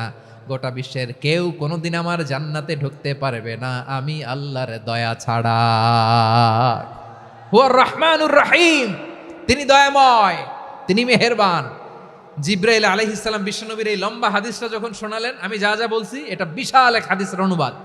বললেন, ইয়া মুহাম্মদ, এই দুনিয়ার সবটাই চলে আল্লাহর রহমত দিয়ে। হাদিসের শেষ কথা, সব চলে আল্লাহর কি দিয়ে? তখন বিশ্বনবী সাহাবাদের বললেন, ও সাহাবারা শোনো, আল্লাহর জান্নাতে কেউ কোনোদিন প্রবেশ করতে পারবে না তার রহমত ছাড়া। সাহাবারা বললেন, ইয়া রাসূলুল্লাহ, আপনিও না, আপনিও কি আল্লাহর রহমত ছাড়া প্রবেশ করতে পারবেন না? বিশ্বনবী বললেন, না আমিও না, আমি বিশ্বনবীও আল্লাহর জান্নাতে আল্লাহর রহমত ছাড়া ঢুকতে পারবে না। তবে কিয়ামতের দিন আল্লাহর রহমত আমার চারদিকে বেষ্টনী দিয়ে থাকবে। আল্লাহ নিজের পরিচয় দিয়ে বললেন, আলিমুল গায়বি ওয়াশ শাহাদাতি হুয়ার রহমানুর রহিম। আমি হলাম রহমান, আমি রাহিম। আল্লাহরে চিনছেন? ওবারখালীর ভাইয়ের, আপনার রবকে চিনতে পারতেছেন? তিনি দয়ার সাগর, তিনি মায়ার সাগর। তার দয়ার সাগর যে কত বড় আপনার কল্পনাতেও নাই। এজন্য আপনার পাপ যত বড় হোক, অন্যায় যত বড় হোক, অপরাধ যত বড় হোক, আপনার জুলুম যত বড় হোক, আল্লাহর রহমান নামের দরিয়া তার চাইতেও বড়। আল্লাহ বললেন, খুলিয়া ইবাদিয়াল্লাযীনা আসরাফু আলা আনফুসিহিম লা তাকনাতু মির রাহমাতিল্লাহ ইন্নাল্লাহা ইয়াগফিরুয যুনুবা জামিআ ইন্নাহু হুয়াল গফুরুর রহিম। ও আমার গুনাহগার বান্দারা শোনো, জুলুম করেছো, ভুল করেছো, অন্যায় করেছো, আল্লাহর রহমত থেকে নিরাশ হয়ো না। আমরা বিশ্বাসীরা কশিনকালে আল্লাহর রহমত থেকে নিরাশ হব না, ঠিক কিনা বলেন? আল্লাহর রহমত থেকে নিরাশ হবেন? ভুল করে ফেলছেন, আরে ভুল তো সবাই করে। পাপ হয়েছে, আরে পাপ তো সবার আছে। আপনারা সবাই পাপী, সবাই পাপী। যত পাপ হোক, ভুল হোক, অন্যায় হোক, অনুতপ্ত হয়ে তওবা করে, অজু করে, জায়নামাজটা বিছিয়ে সেজদা দিয়ে চোখের পানি ছাড়েন। চোখের বেয়ে পড়া পানি আল্লাহর কাছে যে কত প্রিয়। অনুতপ্ত বান্দার চোখের পানির ফোঁটা তার চোখ বেয়ে, নাকের ডগা বেয়ে জমিনে ড্রপ করার আগেই আল্লাহর ওই বান্দার সব গুনাহ মাফ করে দেয়। আল্লাহ বললেন, আমি রহমানুর রহিম, আমি দয়াময়, আমি মেহেরবান। এরপর আল্লাহ বললেন, হুয়াল্লাহুল্লাযী লা ইলাহা ইল্লা হুয়াল মালিকুল কুদ্দুসুস সালামুল মুমিন। ওয়াল্লাহুল্লাযী, তিনি এমন আল্লাহ, লা ইলাহা ইল্লাহু, তিনি ছাড়া কোনো ইলাহ নাই। আল মালিক, তিনি হলেন আল মালিক। দুইটা শেষ, আর রহমান আর রাহিম শেষ। এবার আল্লাহ 3 নম্বর গুণবাচক নামের পরিচয় দিচ্ছেন। আল্লাহ বলছেন, আমি হচ্ছি আল মালিক। আমি কি? মানে সম্রাট। আল মালিক মানে হচ্ছে the king, the king of kings. সব রাজার বড় রাজা, মহারাজা। তার চেয়ে বড় রাজা আর কেউ নাই, তার চেয়ে বড় সম্রাট আর কেউ নাই, তার চেয়ে বড় ক্ষমতাধর সত্তা মহাবিশ্বে দ্বিতীয় কেউ নাই। চিৎকার করে বলেন ঠিক কিনা? তিনি আল মালিক। আল মালিক মানে ক্ষমতাধর, ক্ষমতার মালিক, রাজা ধীরাজ বাদশাহ। তার ক্ষমতা আর আমাদের ক্ষমতা একরকম নাকি? হ্যাঁ, আমাদের দুনিয়াতে ক্ষমতা অস্থায়ী ক্ষমতা, ঠিক কিনা বলেন? আইজ আছে কাল নাই, এরকম না ক্ষমতা? আল্লাহর ক্ষমতাও তো এরকম না, আইজ আছে কাল নাই এরকম। দুনিয়াতে দেখবেন কোন দেশের প্রেসিডেন্টের 4 বছরের ক্ষমতার মেয়াদ, কোন দেশে 5 বছরের। আল্লাহর কয় বছরের? 10 বছরের নাকি 20 বছর, 100 বছর? আল্লাহর ক্ষমতার মেয়াদ কতদিন বলেন? বুঝে থাকলে বলেন তো। চিরকাল তার ক্ষমতার মেয়াদ। চিল্লায় বলেন ঠিক কিনা? নিরঙ্কুশ ক্ষমতা, একচ্ছত্র ক্ষমতা বলতে যা বুঝায়, এই ক্ষমতা একমাত্র আল্লাহরই আছে। আমাদের ক্ষমতার জন্য আমরা ডিপেন্ড করতে হয়, ওর ডিপেন্ড লাগে, ওই জনমত নেওয়া লাগে, ওই জনগণের কাছে যাওয়া লাগে, ভোট চাওয়া লাগে। এরা ভোট দিলে এরপরে আমরা আসবো, ঠিক কিনা? আবার জনগণ না চাইলে আমরা নাই। আল্লাহর ক্ষমতা কি এরকম? হ্যাঁ, আবার দেখবেন দুনিয়াতে ক্ষমতায় যাওয়ার জন্য জোট করা লাগে। জোট, জোটের রাজনীতি আছে না নাই? জোট হয়, শরিক হয়, এই হয়, সেই হয়, নানাভাবে দুনিয়াতে ক্ষমতায় আসতে হয়। আল্লাহ বলে, আমার ক্ষমতার জন্য কারো উপর বিন্দু পরিমাণ আমার ডিপেন্ড করা লাগে না। সৃষ্টি শুরু থেকে আমি ক্ষমতার চেয়ারে বসা, মহাবিশ্বের শেষ পর্যন্ত, সীমাহীন ভবিষ্যৎ পর্যন্ত আমি ক্ষমতার চেয়ারে থাকব। আমি হলাম আল মালিক। আমার ক্ষমতার কোনো কমতি নাই, কোনো ঘাটতি নাই। কেউ আমার ক্ষমতা থেকে নামাতে পারবে না। পারা যাবে? এই যে আমরা ফ্যাসিস্ট সরকারের যে আপনারা নামাই দিছেন গণ অভ্যুত্থান করে, মনে আছে? 5ই আগস্টের কথা ভুলে গেছেন এত তাড়াতাড়ি? মনে আছে? আছে। তা আমরা সবাই মিলে যদি একটা গণ অভ্যুত্থান করি, তাইলেই তো আল্লাহর ক্ষমতার চেয়ার থেকে নামায় ফেলানো যায়। হ্যাঁ, যাবে না? পারবো না আমরা? কি বলে, পারা যাবে না? আচ্ছা, আমরা না হয় পারলাম না, জিন জাতি যদি আমাদের সাথে জয়েন করে, ম্যানকাইন্ডের সাথে জিনকাইন্ড, ইফ দে জয়েন আস, সবাই মিলে একটা গণ অভ্যুত্থান, রেভলিউশন, ডেমনস্ট্রেশন, প্রোটেস্ট, সবাই মিলে যদি একটা অভ্যুত্থান করি তাইলেই তো আল্লাহর ক্ষমতা শেষ। আওয়াজ করে বলেন, তাইলেই কি আল্লাহর ক্ষমতা শেষ হবে? এই যে বারোয়াখালীর ভাইয়েরা, এদিকে কি হচ্ছে আমি তো দেখতে পাচ্ছি, এরকম হইলো কেন? তোমরা খালি বোতল ছুড়লা কেন দু একজনের উপরে? হ্যাঁ, আমার দিকে তাকাও। প্রিয় ভাইয়েরা, শান্ত হন, আমার দিকে তাকান, আর অল্প কয়েক মিনিট আমার দিকে তাকান। কেউ কিছু ছুঁড়ে মারবেন না কারো দিকে, মেহরবানি করে আমার দিকে তাকান। তাহলে আমরা সবাই মিলে একটা গণ অভ্যুত্থান যদি করি, আল্লাহর ক্ষমতা থেকে নামানো যাবে। আল্লাহ বলেন না, আমি হলাম আল মালিক, আসল ক্ষমতার মালিক, the king of kings, the owner of ultimate power, the owner of ultimate authority, the owner of ultimate sovereignty. নিরঙ্কুশ একচ্ছত্র ক্ষমতার মালিক হচ্ছি আমি আল্লাহ। আল্লাহ তাআলা সূরা মুলকের শুরুতে বলছেন, তাবারাকাল্লাযী বিয়াদিহিল মুলকু ওয়া হুয়া আলা কুল্লি শাইইন কাদির। মহিমান্বিত সত্তা, যার হাতে ক্ষমতা, তিনি যা চান তাই করতে পারেন। আওয়াজ করে বলেন তো তিনি কে? আবার আল্লাহ বলেন, কুলিল্লাহুম্মা মালিকাল মুলকি তুতিল মুলকা মান তাশাউ ওয়া তানজিউল মুলকা মিম্মান তাশা ওয়া তুইজ্জু মান তাশাউ ওয়া তুযিল্লু মান তাশাউ বিয়াদিকাল খায়র ইন্নাকা আলা কুল্লি শাইইন কাদির। আল্লাহু আকবার। এ নবী, আপনি বলুন, আল্লাহুম্মা মালিকাল মুলক, আল্লাহ আপনি ক্ষমতার মালিক। তুতিল মুলকা মান তাশা, যাকে চান তারে ক্ষমতার চেয়ারে বসান। ওয়া তানজিউল মুলকা মিম্মান তাশা, যাকে চান তাকে ক্ষমতার চেয়ার থেকে ছুঁড়ে ফেলে দেন। তিনি কে? ক্ষমতার চেয়ারে বসায় কে? আবার মনে চাইলে আস্থা করে ছুঁড়ে নিক্ষেপ করেন, তিনি কে? আবার আল্লাহ বললেন, ওয়ালাম ইয়াকুল্লাহু শারীকুন ফিল মুলকি, আমার ক্ষমতায় কোনো শরিক নাই, কোনো জোট নাই, কোনো পার্টনার নাই, কোনো অংশীদার নাই। আবার আমি চলে গেলে আমার ক্ষমতার দাবিদারও কেউ নাই। আল্লাহু আকবার। এই দুনিয়াতে রাজা মারা গেলে পরের রাজা কে হয়? রাজার ছেলে রাজা, ঠিক কিনা বলেন? আল্লাহ চলে গেলে আরেকজন বসবে নাকি? এরকম না, তার ক্ষমতার সাথে দুনিয়ার ক্ষমতার কোনো মিলই নাই। এজন্য তিনি তার নাম দিয়েছেন আল মালিক। আল মালিক, the owner of power, the owner of ultimate power and sovereignty, the king of kings, সব রাজার বড় রাজা, মহারাজা আল মালিক, তিনি হচ্ছেন আল্লাহ। চিৎকার করে বলেন ঠিক কিনা? তিনি আসল ক্ষমতার অধিকারী। দুনিয়াতে যে আমরা ক্ষমতা নিয়ে কামড়াকামড়ি করি, মারামারি করি, কিয়ামতের দিন আল্লাহ জিজ্ঞেস করবেন, কই তোদের ক্ষমতা আজকে বল। কিয়ামতের সময় সব মানুষগুলো যখন ইন্তেকাল করবে, সব জিনেরা যখন ইন্তেকাল করবে, সব ফেরেশতারা যখন ইন্তেকাল করবে, বাকি থাকবে মালাকুল মাউত। মালাকুল মাউত এসে বলবে, আল্লাহ আপনার কথা মতো সবাই শেষ, মানুষগুলো নাই, জিনগুলো নাই, আমার সতীর্থ ফেরেশতাগুলো নাই, মহাবিশ্বে আর কেউ নাই। আল্লাহ বলে, এখন কে আছে? মালাকুল মাউত বলবে, আল্লাহ তুমি আছো আর আমি। তুমি তো আল হাইয়্যু আল কাইয়্যুম, অবিনশ্বর, শাশ্বত, চিরঞ্জীব, কোনোদিন মরবা না, তুমি আছো, আর তোমার গোলাম আমি আছি আজরাইল। মহাবিশ্বে কয়জন আছে মাত্র? জোরে বলেন। এক হচ্ছেন, আর হচ্ছে মালাকুল মাউত। আল্লাহ তুমি আছো আমি আছি। আল্লাহ বলবে, ঠিক আছে, এবার তোমার মরণের পালা, মুত ইয়া মালাকাল মাউত, হে মৃত্যুর ফেরেশতা তুমি মরো। মালাকুল মাউত আল্লাহর আদেশ বাস্তবায়ন করতে যে বিকট একটা চিৎকার দিয়ে মৃত্যুবরণ করবে।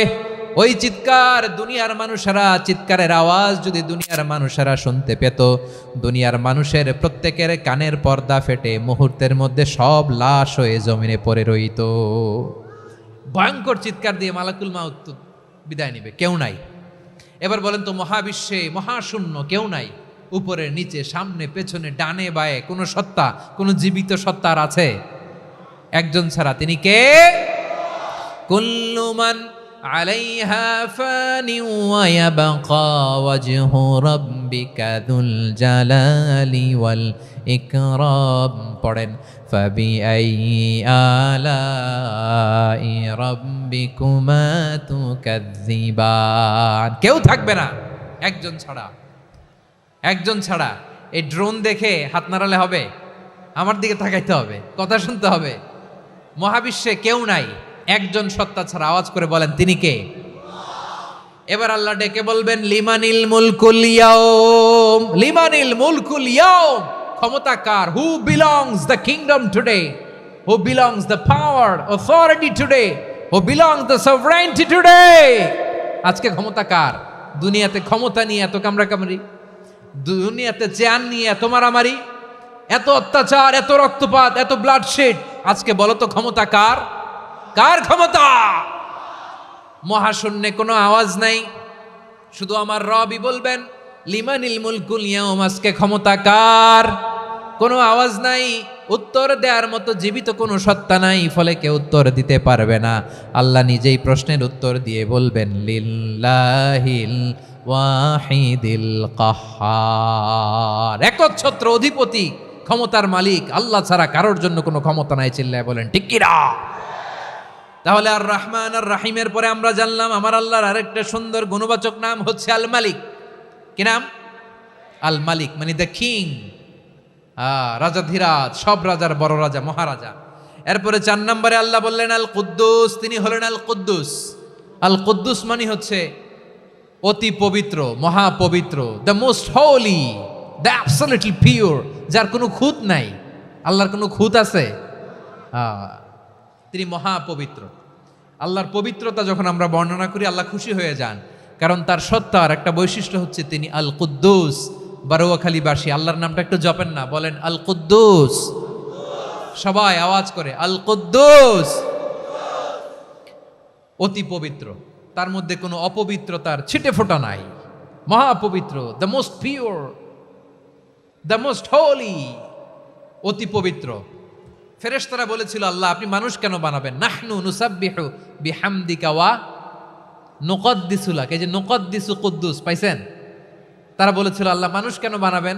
মারামারি করবে, আমরাই তো ভালো, আমরাই আপনার মহিমা বর্ণনা করি, আমরাই আপনার পবিত্রতা বর্ণনা করি। নুকদ্দিসু লাক, তার মানে আল কুদ্দুস। আবার আমার নবী বিশ্বনবী যখন সিজদায় লুটিয়ে পড়তেন, আম্মা জানা এসে বলেন আমরা তো সিজদার মধ্যে সুবহানা রাব্বিয়াল আলা বলেই শেষ, কিন্তু বিশ্বনবী তাহাজ্জুদের নামাজে, নফল নামাজে, সুন্নত নামাজে 3 বার সুবহানা রাব্বিয়াল আলা তাসবিহ পড়ার পরে তিনি পড়তেন সুবহুন কুদ্দুসুন রাব্বুল মালাইকাতি ওয়ার রূহ। সুবহ কুদ্দুস রব্বুল মালাইকাতি ওয়ার রূহ। সিজদায় লুটিয়ে পড়ে বিশ্বনবী এই দোয়াটা পড়তেন। নফল নামাজে, সুন্নাত নামাজে কিংবা তাহাজ্জুদের নামাজে সুবহান রাব্বিয়াল আলার পরে কি পড়তেন? সুবহুন। আওয়াজ করে বলেন সুবহুন কুদ্দুসুন রব্বুল মালাইকাতি ওয়ার রূহ। মানে আল্লাহ আপনি প্রশংসিত, আল্লাহ আপনি অতি পবিত্র, আপনি সব ফেরেশতা কুলের রব, ফেরেশতাদের সরদার জিব্রাইলের রব। সুবহানাল্লাহ। আজকে থেকে পড়বেন সিজদায়? হ্যাঁ, বারোখালীবাসী পড়বেন নাকি? হুজুর নামাজে তো পড়ি না। হ্যাঁ, এরকম নফল নামাজে, তাহাজ্জুদের নামাজে, সুন্নত নামাজে সিজদার যে তাসবিহ সুবহানা রাব্বিয়াল আ'লা 3 বার পড়ার পরে আমার ভাইরা, মহিলা প্যান্ডেলে আমার যে মায়েরা বোনেরা আছে, আজকে তো রেকর্ড হয়ে যাবে, কালকেই ভিডিও পেয়ে যাবেন। 3 বার সুবহানা রাব্বিয়াল আ'লা পড়ার পরে পড়বেন সুবহুন কুদ্দুসুন রব্বুল মালাইকাতি ওয়ার রূহ। পড়বেন তো ইনশাআল্লাহ? আবার বিশ্বনবী বলেন ইন্নাল্লাহা তাইয়্যিব লা ইয়াকবালু ইল্লা তাইয়্যিবা। আল্লাহ পবিত্র, পবিত্রতা ছাড়া তিনি কিছু গ্রহণ করেন না, অপবিত্র কোনো কিছু আল্লাহ গ্রহণ করে না। অনেকে আছে ঘুষ খায়, সুদ খায়, অন্যায় অপরাধ চাঁদাবাজি যা আছে সব করে, হারাম টাকা, হারাম উপার্জন। এই হারাম উপার্জন দিয়ে আবার মসজিদ বানায়, আছে না নাই? ইনকাম সবটাই হারাম, ওইটা দিয়ে আবার এতিমখানা বানায়, আছে না নাই? আছে। ওইটা আল্লাহ কবুল করবে না, কারণ আল্লাহ নিজে পবিত্র। পবিত্র না হলে কিছুই অ্যাকসেপ্ট করেন না। সুবহানাল্লাহ পড়েন। তাহলে বুঝলাম তিনি আল কুদ্দুস মানে অতি পবিত্র। এরপরে আল্লাহ বলেন আমি হচ্ছি আসসালাম। আওয়াজ করে বলেন আসসালাম। আসসালাম মানে হচ্ছে শান্তির আধার। সালাম মানে কি? শান্তির আধার, যার কাছ থেকে শান্তি আসে। দ্য সোর্স অফ পিস, তিনি শান্তির আধার। এজন্য আমরা একে অপরের সাথে দেখা হলে কি বলি? সালাম। কি বলি? সালাম সালাম হাজার সালাম, সকল শহীদ স্মরণে আমার হৃদয় রেখে যেতে চাই তাদের স্মৃতির চরণে। সবাই বলেন সালাম সালাম হাজার সালাম, সকল শহীদ স্মরণে আমার হৃদয় রেখে যেতে চাই তাদের স্মৃতির চরণে। পড়েন আমিন। আমরা সকল ভাষা শহীদ, সকল মুক্তিযোদ্ধা তাদের জন্য দোয়া করি, এবং 24-এর ছাত্র নাগরিক অভ্যুত্থানে যারা শাহাদাতের সর্বোচ্চ নাজরানা পেশ করে এই নতুন ভোরের বাংলাদেশ আমাদেরকে উপহার দিয়েছে, তাদের জন্য আল্লাহর কাছে দোয়া করি। সবাই বলেন আমিন। আমার প্রিয় বারোয়াখালীবাসী, আপনার কি ক্লান্ত হয়ে গেছেন? কষ্ট হচ্ছে? তাহলে 2-4 জন দাঁড়াচ্ছেন কেন? এই যে 2-1 জন যে বোতল ছুঁড়ে মারছো, তোমাদের কি আমি দেখি নাই মনে করছো? এই বোতল ছুঁড়ে মারলা কেন? বসো বসো। হ্যাঁ, মেহেরবানি করে বসবেন, মেহেরবানি করে বসবেন। সবাই আওয়াজ করে তাকবীর পড়ুন, লিল্লাহে তাকবীর। এই আপনাদের গলার আওয়াজ। এতগুলো মানুষ তাকবীর পড়লে এতটুকু আওয়াজ হয় আমি বিশ্বাস করি না। আওয়াজ করে পড়েন সবাই, লিল্লাহে তাকবীর, লিল্লাহে তাকবীর, লিল্লাহে তাকবীর। আল্লাহর একটা নাম হচ্ছে আসসালাম, মানে হচ্ছে শান্তির আধার, দ্য সোর্স অফ পিস। শান্তি দেওয়ার মালিক কে? এজন্য শান্তি চাইবো কার কাছে? আল্লাহ তুমি আমার দেশটাকে শান্তিময় করো, বলেন আমিন। আল্লাহ তুমি আমাদের পরিবারের শান্তি নসিব করো, বলেন আমিন। আল্লাহ আমাদের জীবনটাকে তুমি শান্তিময় করো, পড়েন আমিন। এজন্য বিশ্বনবী সালাম ফিরানোর পরে 3 বার পড়তেন আস্তাগফিরুল্লাহ, আস্তাগফিরুল্লাহ, আস্তাগফিরুল্লাহ। এরপরে বিশ্বনবী পড়তেন আল্লাহুম্মা আনতাস সালাম ওয়া মিনকাস সালাম তাবারাকতা রাব্বানা ইয়া যাল জালালি ওয়াল ইকরাম। ও আল্লাহ, আপনি শান্তির আধার, আপনার কাছ থেকে শান্তি আসে, আপনি বরকতময়। এই দোয়াটা পড়েন আপনারা? সালাম ফিরানোর পরে পড়েন না? পড়বেন আজকে থেকে, আল্লাহুম্মা আনতাস সালাম ওয়া মিনকাস সালাম তাবারাকতা ইয়া যাল জালালি ওয়াল ইকরাম। আবার জান্নাতের আরেকটা নাম হচ্ছে দারুস সালাম, মানে শান্তির ঘর। জান্নাতের আরেকটা নাম কি? দারুস সালাম। ওই দারুস সালামে আমরা যেতে চাই কি চাই না? আমরা ওই জান্নাতের অধিবাসী হতে চাই কি চাই না? এই বারোয়াখালীর ঐতিহাসিক তাফসীরুল কোরআনের ময়দানে আমরা যেমনি একত্রিত হলাম, আল্লাহর জান্নাতেও যেন আমরা এভাবে একত্রিত হতে পারি। আল্লাহ তুমি কবুল করো। আওয়াজ করে পড়েন আমিন। সালামের পরে আল্লাহ বললেন আল মুমিন। আমার আরেকটা নাম হচ্ছে আল মুমিন। আল মুমিন মানে হচ্ছে নিরাপত্তা দানকারী। আমাদের নিরাপত্তা দেয় কে? নাকি পুলিশ বাহিনী, নাকি বিজিবি, র্যাব, সেনাবাহিনী, হ্যাঁ, নাকি এই যে ফায়ার সার্ভিস? কারা নিরাপত্তা দেয়? আজকের এই প্রোগ্রামের জন্য আমাদের ফায়ার সার্ভিসের ভাইরা অনেক কাজ করেছেন, আমি শুনেছি। ভাইরা স্পেশালি দোয়া চেয়েছেন, এবং তাদের একটা সুনাম আছে বাংলাদেশে। জীবনের ঝুঁকি নিয়ে ফায়ার সার্ভিস বাহিনী তারা বিপন্ন মানবতাকে রক্ষা করে, ঠিক কিনা বলেন? আমি ভাইদের জন্য দোয়া করি, এই ফায়ার সার্ভিস ইউনিটকে, এই ডিপার্টমেন্টকে আল্লাহ তাআলা তুমি কবুল করো।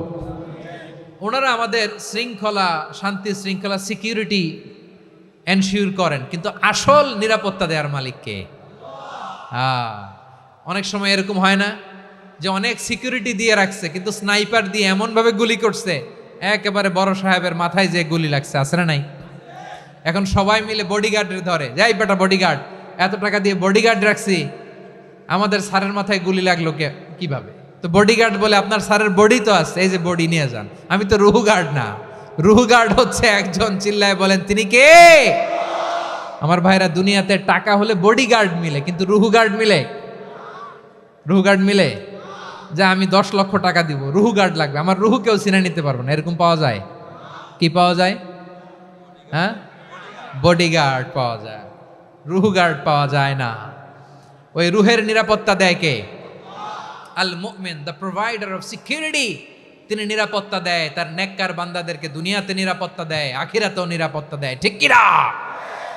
আবার আল্লাহ বললেন আল্লাযী আত'আমাহুম মিন জু'ইন ওয়া আমানাহুম মিন খাউফ। তিনি এমন সত্তা যিনি ক্ষুধা লাগলে তোমাদেরকে খাদ্যের ব্যবস্থা করে, আবার ভয়ের সময় তিনি তোমাদেরকে নিরাপত্তার ব্যবস্থা করে। ঠিক কিনা বলেন? দিও তৃষ্ণা পেলে ঠান্ডা পানি, ক্ষুধা পেলে লবণ ভাত, আল্লাহ এই গরিবের শোনো শোনো মোনাজাত, আল্লাহ এই গরিবের শোনো শোনো মোনাজাত, আল্লাহ এই গরিবের। দিও তৃষ্ণা পেলে ঠান্ডা পানি, ক্ষুধা পেলে লবণ ভাত, আল্লাহ এই গরিবের। পড়ে না আমিন? আমরা যখন বিপদে পড়ি নিরাপত্তা দেয় কে? সাগরের তুফানের ভেতরে পড়ে যখন আল্লাহর কাছে ফরিয়াদ করি আমাদেরকে বাঁচায় কে? বিমানের ভেতরে যখন বিপদে পড়ি, যখন আল্লাহর কাছে সাহায্য চাই, বাঁচায় কে? কঠিন বিপদের মুহূর্তে আমাদেরকে সিকিউরিটি দেয় কে? সে আল্লাহ বললেন আমার আরেকটা নাম হচ্ছে আল মুমিন, আমি নিরাপত্তা দেই। এরপরে আল্লাহ বললেন আমার আরেক নাম হলো আল মুহাইমিন। আরেক নাম কি? আল মুহাইমিন।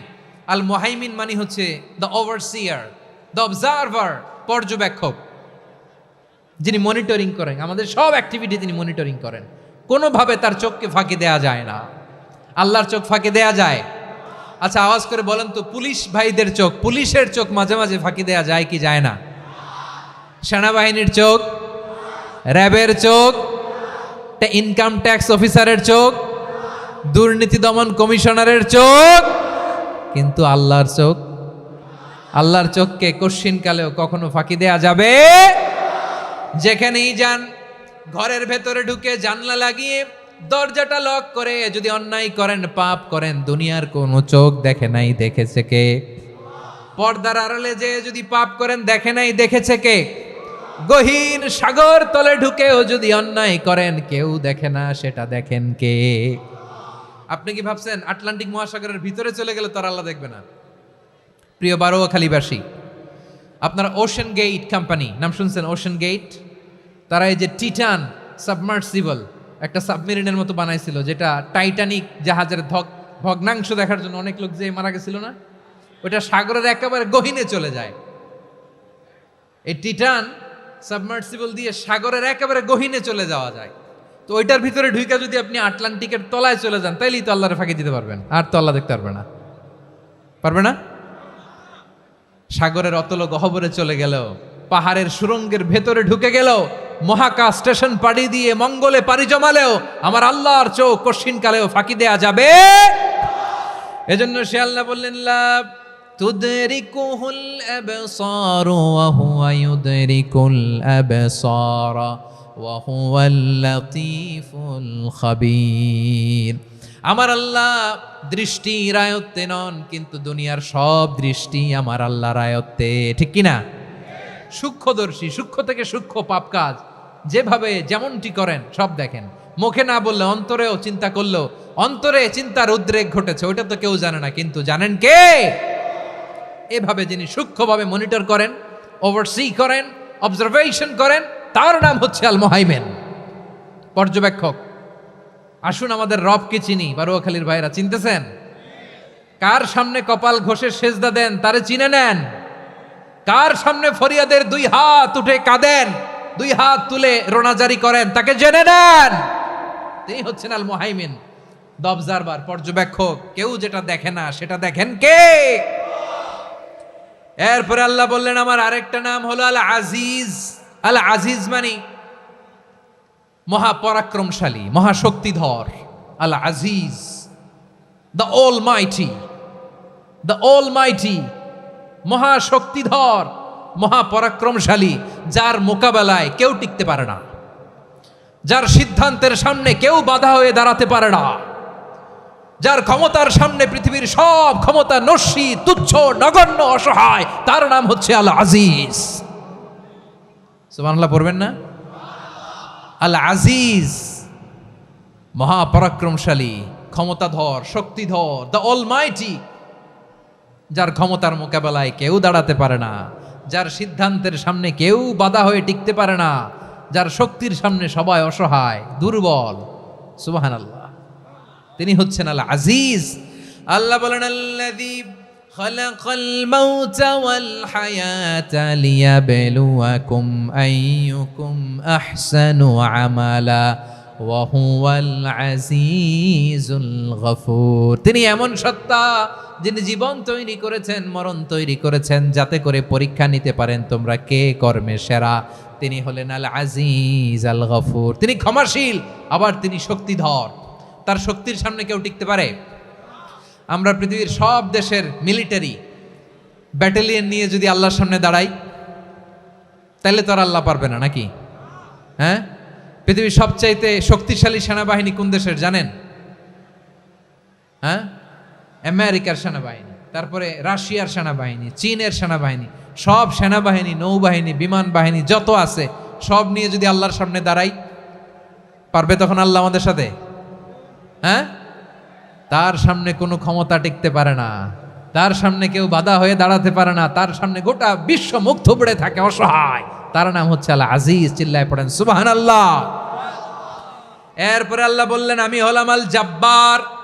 জব্বার মানে দুর্দণ্ড প্রতাপশালী, দ্য ডমিনেন্ট, যিনি সবাইকে বশ মানাতে পারেন, সবাইকে অনুগত করতে পারেন, যিনি সবাইকে পূর্ণ নিয়ন্ত্রণ করতে পারেন, তার নাম হচ্ছে আল জব্বার।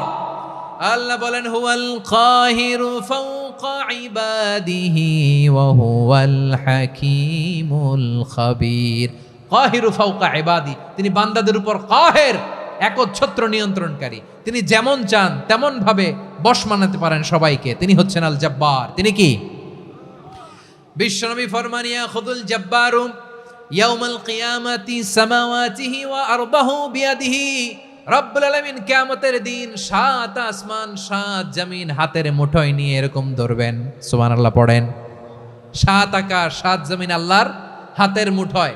আমি যেরকম হাতের মুঠা করছি এরকম নাকি? না, যেমনটি আল্লাহর শানে খাটে ঠিক তেমন। সুবহানাল্লাহ বলেন। আল্লাহর সাথে কারো তুলনা হয়? তাহলে বলেন তো আল্লাহ দেখতে কার মতো? আওয়াজ করে বলেন, আল্লাহ আল্লাহর মতো। আল্লাহ কার মতো? ওয়ালাম ইয়াকুল্লাহু কুফুয়ান আহাদ, তার মতো কেউ নাই। তাহলে তিনি কার মতো? তার মতো। আওয়াজ করে বলেন বারুয়াখালী, তিনি কার মতো? তার মতো। আল্লাহ তাআলা 7 আকাশ 7 জমিনকে হাতের মুঠোয় নিবেন, মুঠোয় নিয়ে বলবেন আনাল জব্বার। আরে আমি তো জব্বার, আইনাল জব্বারুন। দুনিয়ার স্বৈরাচারীগুলো আজকে কোথায়? দুনিয়ার জালিমগুলো কোথায়? দুনিয়ার অত্যাচারী বাদশাগুলো আজকে কোথায়? আল্লাহ বলবেন আমি তো জব্বার। দুনিয়াতে যারা জব্বার বলে নিজেদের দাবি করতো, স্বৈরাচার, ডিক্টেটর, জালিম, অত্যাচারী, আজকে তোরা কোথায়? কোথায়? কোনো আওয়াজ নাই, কোনো খাওয়া নাই, ওই দিন কোনো টু শব্দ নাই। ওই দিন ক্ষমতা হবে এক সত্তার। চিল্লায় বলো তিনি কে? এজন্য আল্লাহ বললেন আমি হলাম জব্বার। এরপরে আল্লাহ বললেন আমি হলাম মুতাকাব্বির। আমি কি? মুতাকাব্বির মানে হচ্ছে দ্য সুপিরিয়র। সুপিরিয়র, যার চেয়ে বড় কেউ নাই, তিনি সবচেয়ে বড়। এই জন্য নামাজে প্রত্যেক রুকুতে সেজদায় আমরা সবাই বলি আল্লাহ আপনি সবচেয়ে বড়, ইউ আর দ্য গ্রেটেস্ট। আমরা বলি আল্লাহু আকবার। আমরা কি বলি? আওয়াজ করে বলেন, আমরা কি বলি? কি বলে নামাজ শুরু করি বলেন তো? আওয়াজ করে সবাই পড়েন আল্লাহু আকবার। মানে আল্লাহ সবচেয়ে বড়। আল্লাহু আকবার মানে কি? আল্লাহ সবচেয়ে মহান, সবচেয়ে বড়। বলেন তো আল্লাহর চাইতে বড় কোনো সত্তা এই মহাবিশ্বে দ্বিতীয় কেউ আছে? এজন্য আল্লাহ বলেন আমি হলাম আল মুতাকাব্বির। প্রকৃত গর্ব অহংকারের মালিক।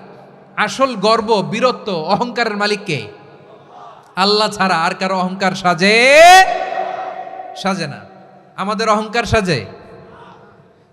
অহংকার সাজে না। আল্লাহ বলে আল কিবরিয়া উরিদাই, অহংকার আমি আল্লাহর চাদর। ওয়াল আযামাতু ইজারি, বরত্ব আমি আল্লাহর লুঙ্গি। যে অহংকার করে ওই বেয়াদব কেমন যেন আমি আল্লাহর চাদর ধরে টান মারে। আর যে আমি আল্লাহর চাদর ধরে টান মারার স্পর্ধা করে, আলকাইতুহু ফিন্নার ফালা উবালি, ওরা আমি জাহান্নামে নিক্ষেপ করবো, আই ডোন্ট কেয়ার, ওরা আমি জাহান্নামে ফেলি। কারণ অহংকার এটা মানুষের সাজে না, এটা সাজে কার? তিনি হচ্ছেন আল মুতাকাব্বির। আল্লাহ ডেকে বলে গোলাম কেমন করে তোর বরত্ব সাজে, অহংকার সাজে। হাল আতা আলাল ইনসানি হিনুম মিনাদ দাহরি লাম ইয়াকুন শাইআম মাযকুরা। মানুষের এমন একটা সময় ছিল, সে মানুষের উল্লেখ করার মতো তার জীবনে কিছুই ছিল না।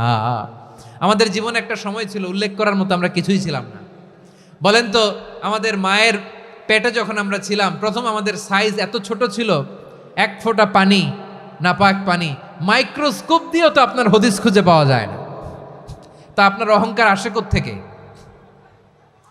আপনার বাবার পিঠ থেকে যখন মায়ের জরায়ুর ভেতরে যে আপনি পড়লেন, আপনি এত তুচ্ছ, আমরা এত তুচ্ছ নগণ্য ছিলাম, মাইক্রোস্কোপ দিয়েও আমাকে খুঁজে পাওয়া যায় না, সেই আমি অহংকার করি। মায়ের পেটে 8 মাস 9 মাস তিলে তিলে আমাকে বড় হওয়ার তৌফিক দিলেন কে? দুনিয়াতে আসার পরে হায়রে দাঁত নাই, হাড্ডি চাবাইতে পারি না, ঠিক কিনা? আচ্ছা, বারোখালীবাসী, আপনাদের ঘরে যাদের 6 মাস 4 মাসের বাচ্চা আছে, ওরা গরুর হাড্ডি খাইতে পারে? হ্যাঁ। তারপর হাঁসের হাড্ডি, মুরগির হাড্ডি চাবাতে তো খুব ভাল লাগে, তো এগুলো চাবাতে পারে? কি দুর্বল দেখছেন, ও কিছু খাইতেও পারে না। ওরে দুধ দিয়ে, তারপরে ওকে আপনার ডাল দিয়ে, সবজি দিয়ে একটা মিক্স খিচুড়ি বানাইতে হয়, এটারও আবার ব্লেন্ডার করতে হয়।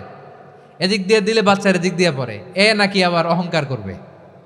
বড় হওয়ার পরে অসুস্থ হলে মানুষের চেহারা ফ্যাকাশে হয়ে যায়, আইসিইউতে যে আল্লাহ আমারে বাঁচাও, এতদিন কইতে আমি ক্ষমতার মালিক, এতদিন কি কইছে? আমি ক্ষমতার মালিক। আইসিইউর বেডে কি বলে? আল্লাহ আমারে বাঁচাও। দেখছেন ক্ষমতা? এই তো মানুষের ক্ষমতা, এই তো ক্ষমতা। আর বয়স যখন 70-80, লাঠি ছাড়া যার জীবন চলে না। পিঠটা আগে ছিল এরকম, এখন বাঁকা হয়ে গেছে। এ করে অহংকার, এ করে বরত্বের গর্ব আর বড়াই। আল্লাহ বলে মানুষের জন্য অহংকার সাজে না, বরত্ব মানুষের মানায় না, দাম্ভিকতা মানুষের মানায় না। অহংকার, গর্ব, বড়ত্ব এগুলো একজনের জন্য। আওয়াজ করে বলেন তিনি কে?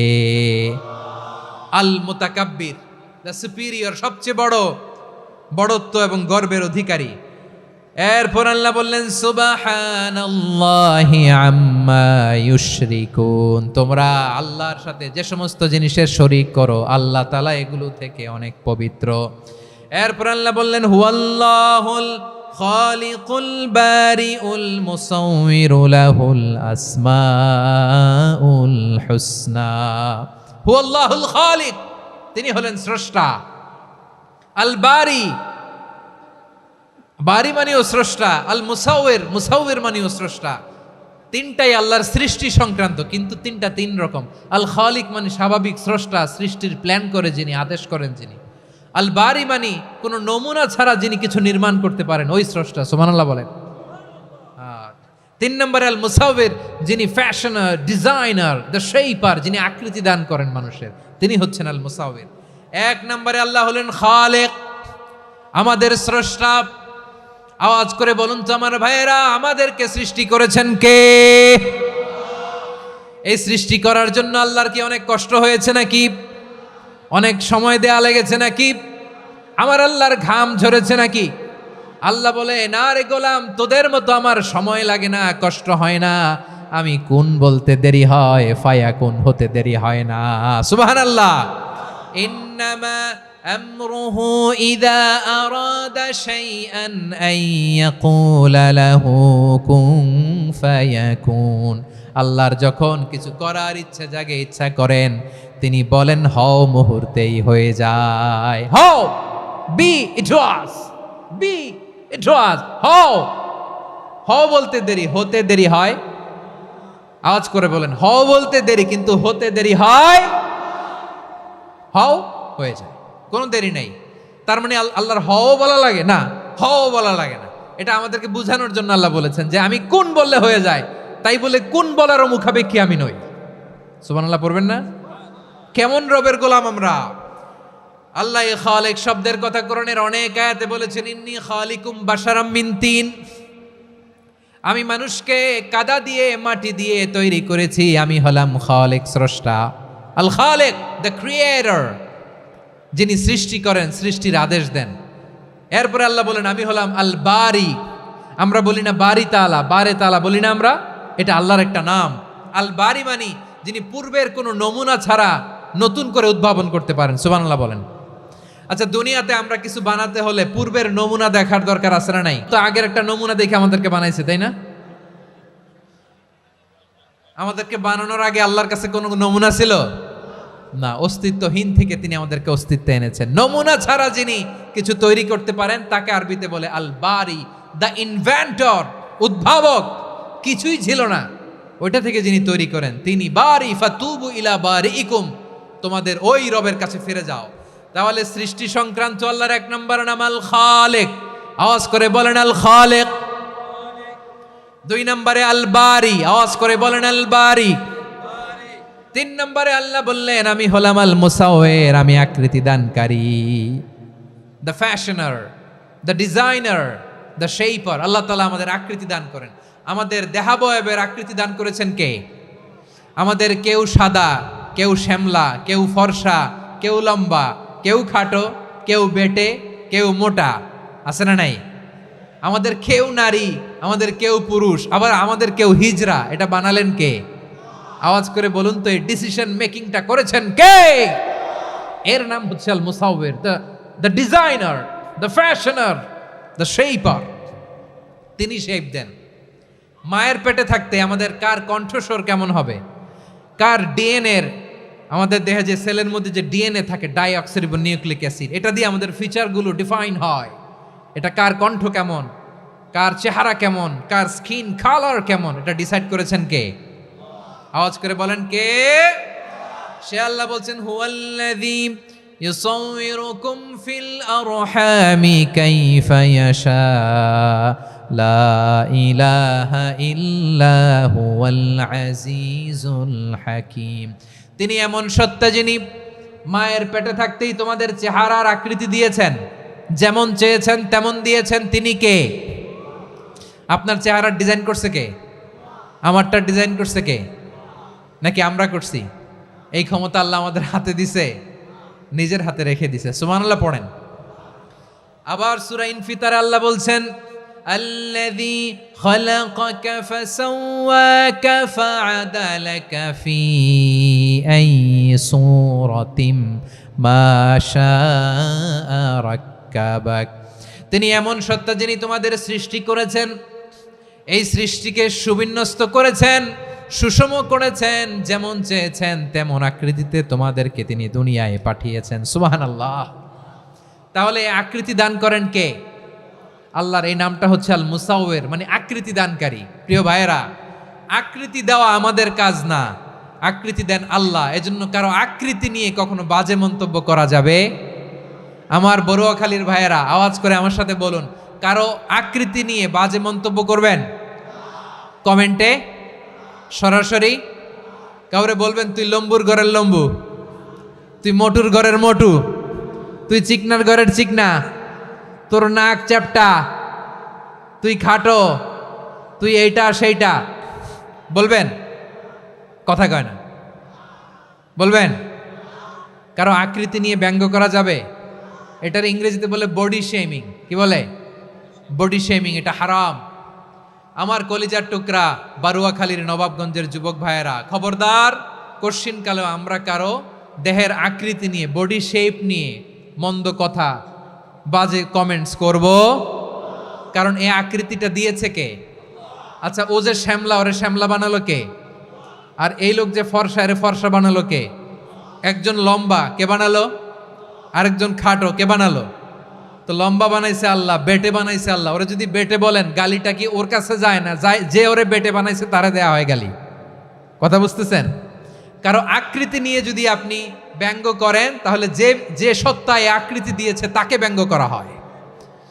কেউ খাটো হওয়ার জন্য ওরা যদি আপনি খাটু বলেন, ওকে বলেন নাই, যে সত্তা তাকে খাটো বানিয়েছে তাকে বলেছেন আপনি।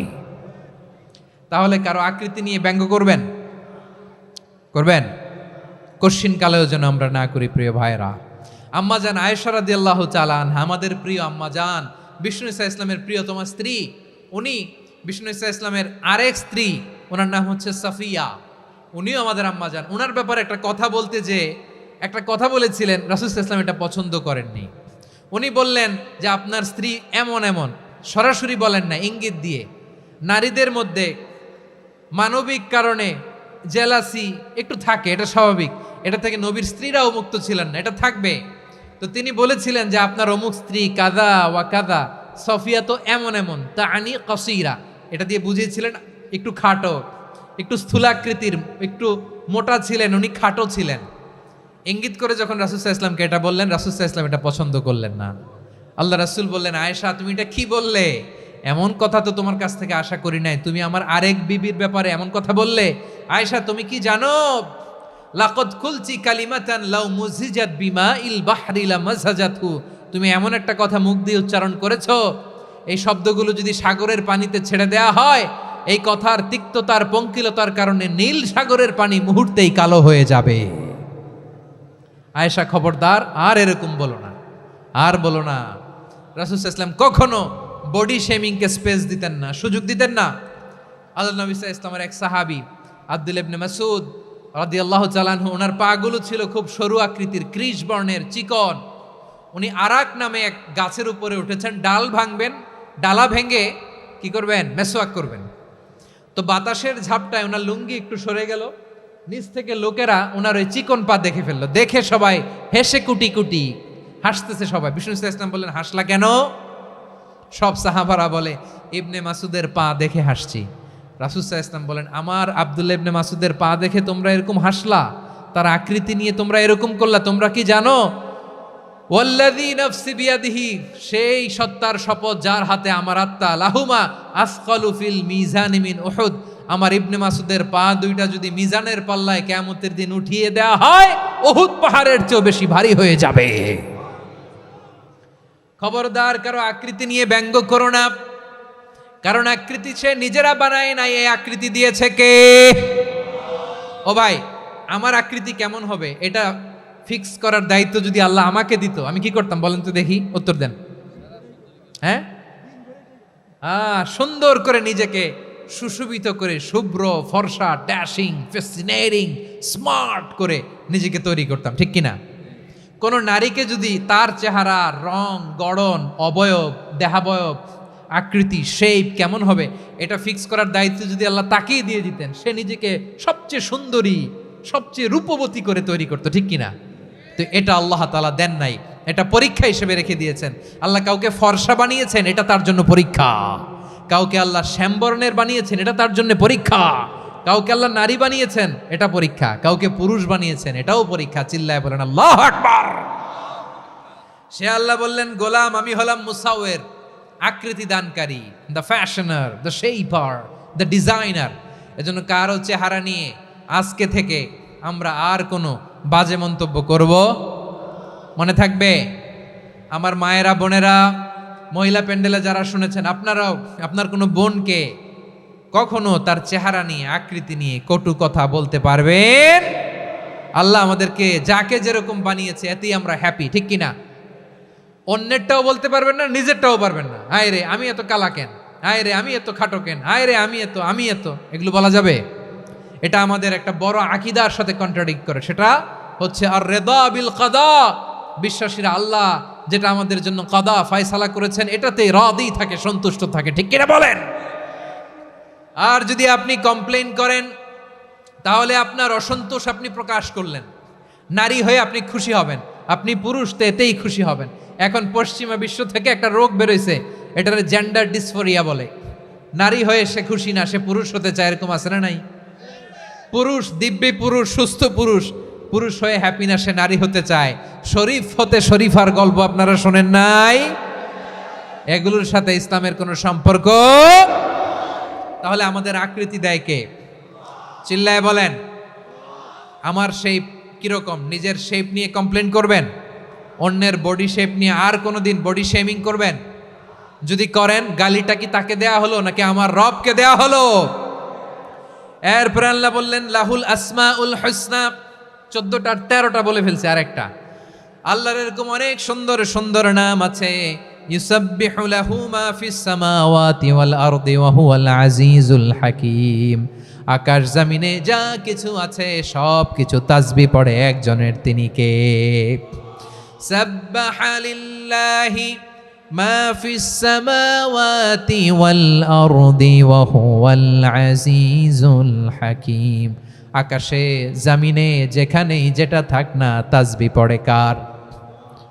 জিকির করে কার? কিন্তু এই জিকিরের ভাষা আমরা বুঝি না। আপনারা কি জানেন এই যে মাউন্ট এভারেস্ট এটাও জিকির করে কার? আমাদের বান্দরবানের যে চিম্বুক পাহাড় জিকির করে কার? আমাদের ময়মনসিংহের গারো পাহাড় জিকির করে কার? এই যে বারুয়াখালীর বিশাল বিশাল গাছগুলো বৃক্ষরাজি, এগুলো জিকির করে কার? সাগরের অতল গহ্বরে মৎস্যকুল জিকির করে কার? আকাশে ভেসে বেড়ানো পাখিগুলো জিকির করে কার? পাখিরা যায় উড়ে যায় আকাশের ওই নীলিমায়, নদীরা যায় ছুটে যায় সাগরের ওই মোহনায়। পাখ পাখালি আর সাগরে নদী, পাখ পাখালি আর সাগরে নদী কার গুণগান গায়। আল্লাহু আল্লাহ আল্লাহু আল্লাহ আল্লাহর গুণগান গায়। সবাই পড়েন আল্লাহু আল্লাহ আল্লাহু আল্লাহ আল্লাহর গুণগান গায়। সুবহানাল্লাহ পড়েন। চোখে আমরা যা দেখি সব গুণগান গায় কার? এজন্য আল্লাহ বললেন ওয়া ইম মিন শাইইন ইল্লা ইউসাব্বিহু বিহামদিহি ওয়ালাকিন লা তাফকাহুনা তাসবিহাহুম। নবমণ্ডল ভূমণ্ডল আকাশে কিংবা জমিনে যেখানেই যেটা থাক না সব আল্লাহর তাসবিহ পড়ে, কিন্তু সে তাসবির ভাষা তোমরা বোঝো না, ঠিক কিনা? তাদেরও তাসবির ভাষা আছে। পাখিগুলো তাদের ভাষায় আল্লাহর জিকির করে, পাহাড় তাদের ভাষায় আল্লাহর জিকির করে, সাগরগুলো জলোচ্ছ্বাসে ঢেউয়ের তালে তালে আল্লাহর জিকির করে। সুবহানাল্লাহ পড়েন। সে আল্লাহ বললেন ইউসাব্বিহু লাহু মা ফিস সামাওয়াতি ওয়াল আরদি। আকাশে যা আছে তাও আল্লাহর তাসবিহ পড়ে, জমিনে যা আছে তাও আল্লাহর তাসবিহ পড়ে। ওয়া হুয়াল আজিজুল হাকীম। তিনি হলেন আজিজ, মহাপরাক্রমশালী, প্রজ্ঞাময়। আল আজিজ এই ব্যাখ্যা আগে করেছি। আল হাকিম সর্বশেষ 14 নম্বর আল্লাহ তাআলার গুণবাচক নামটি হচ্ছে আল হাকিম। আল হাকিম মানে হচ্ছে প্রজ্ঞাময়, the wise, the all wise. আল্লাহর সব কাজে প্রজ্ঞা আছে না নাই? আল্লাহর চিন্তা, আল্লাহর আদেশ, আল্লাহর সৃষ্টি সব কিছু প্রজ্ঞায় পরিপূর্ণ। সুবহানাল্লাহ। কারণ তিনি আল হাকিম। আরবিতে বলে ফি'লুল হাকিম লা ইয়াখলু আনিল হিকমা। হাকিমের কোনো কাজ হিকমত থেকে শূন্য নয়। আল্লাহ যাই বলে এর মধ্যে হিকমত আছে না নাই? আল্লাহর এই কোরআনের ভেতরেও হিকমত আছে না নাই? আল্লাহর কালামের প্রতিটি বাণী, প্রতিটি বাক্য, প্রতিটি শব্দের ভেতরে প্রজ্ঞা লুকিয়ে রেখেছে কে? আল্লাহর সৃষ্টির ভেতরেও প্রজ্ঞা আছে না নাই? অনেক কিছু আল্লাহ তৈরি করেছে, আমাদের মাথায় প্রশ্ন জাগে, হায় হায় এটা কেন আল্লাহ তৈরি করলো? এটার ভেতরেও রহস্য আছে না নাই? এজন্য বিশ্বাসীরা বলে রব্বানা মা খালাকতা হাযা বাতিলান সুবহানাকা ফাকিনা আযাবান নার। ও আমাদের রব, এই জমিনে যা আমরা দেখি কোনো কিছুই তুমি এমনি এমনি সৃষ্টি করো নাই, তুমি আগুনের শাস্তি থেকে আমাদেরকে বাঁচাও, পড়ে না আমিন। সব কিছুর মধ্যে হিকমা আছে, এই কোরআনেও হিকমা আছে। আল্লাহ বলছেন ইয়াসিন ওয়াল কোরআনিল হাকিম, প্রজ্ঞাময়, বিজ্ঞানময় কোরআনের শপথ। আল্লাহর সব কাজের ভেতরে হিকমা, প্রজ্ঞা আছে না নাই? সে আল্লাহ বললেন গোলাম, সূরা হাশরের শেষ 3 আয়াতের ভেতরে আমি আল্লাহর 14টি গুণবাচক নাম উল্লেখ করে দিয়েছি। যখন জপতে মন চাইবে এই নামগুলো দিয়ে জপবি, যখন ফরিয়াদ করবি আমার এই নামগুলো দিয়ে আমি আল্লাহর কাছে ফরিয়াদ করবি। ঠিক কিনা বলেন? রাজি আছেন? এই যে আর রহমান, আর রাহিম, আল কুদ্দুস, আল সালাম, আল জব্বার, আল আজিজ, আল হাকিম, এই নামগুলো ধরে ধরে আল্লাহরে ডাকতে রাজি আছেন? খেয়াল করবেন প্রিয় ভাইরা, দোয়া কবুলের কিছু শর্ত আছে। এর মধ্যে একটা শর্ত হচ্ছে আল্লাহর সুন্দর সুন্দর নামগুলো ধরে ধরে আল্লাহকে ডাকা, তাহলে ওই দোয়াগুলো আল্লাহ তাআলা কবুল করে। এই নামগুলো আরো বিশেষ করে বেশি করে জানার চেষ্টা করবেন, তাহলে আল্লাহর প্রতি অগাধ আস্থা, বিশ্বাস, ভালোবাসা আমাদের বাড়বে। এই যে 14টা নাম আল্লাহর পরিচয় আমরা ইন ডেপথ জেনেছি, আল্লাহর প্রতি আপনাদের আস্থা বেড়েছে না? আল্লাহর প্রতি আমাদের ভালোবাসা আরো প্রগাঢ় হয়েছে না? আমরা যখন ডাকবো তার নামেই ডাকবো, জিকির করব তার নামেই করব, ঠিক যেমনটি আল্লাহ শিখিয়েছেন, ঠিক কিনা বলেন? এবং এই নামগুলো থেকে আমাদের যে শিক্ষা, এই শিক্ষাগুলো আমরা আমাদের জীবনে বাস্তবায়ন করব। সব শেষ কথা বলি প্রিয় ভাইয়েরা, সব শেষ কথা বলি, এই যে আমাদের রবকে আমরা চিনলাম, একাগ্রভাবে এই রবের দিকে ঝুঁকে পড়েন, গোটা বিশ্ব আপনার দিকে ঝুঁকে পড়বে। আই রিপিট, আমি আবারও বলছি, আপনার রবের দিকে আপনি একনিষ্ঠভাবে ইখলাসের সাথে ঝুঁকে পড়ুন, তামাম দুনিয়া আপনার দিকে ঝুঁকে পড়বে, ঠিক কিনা বলেন? আল্লাহ তাআলা আমাদের সবাইকে কথাগুলো বোঝার ও আমল করার তৌফিক দান করুক। যে কথাগুলো বললাম, সর্বপ্রথম আল্লাহ তাআলা আমাকে এবং আপনাদের সবাইকে আমল করার তৌফিক দান করুক। হাযা মা ইনদি ওয়াল ইলমু ইনদাল্লাহ আলাইহি তাওয়াক্কালতু ওয়া ইলাইহি উনীব। সুবহানাকাল্লাহুম্মা বিহামদিকা আশহাদু আল্লা ইলাহা ইল্লা আনতা আস্তাগফিরুকা ওয়া আতুবু ইলাইক। এখানে আমাকে কিছু কপি দেওয়া হয়েছে আপনাদের জন্য, একটা সামান্য উপহার। এক নজরে কোরআন, নাম শুনেছেন না? অনেক বছরের পরিশ্রম আমার, পুরো কোরআনকে 600 পৃষ্ঠার মধ্যে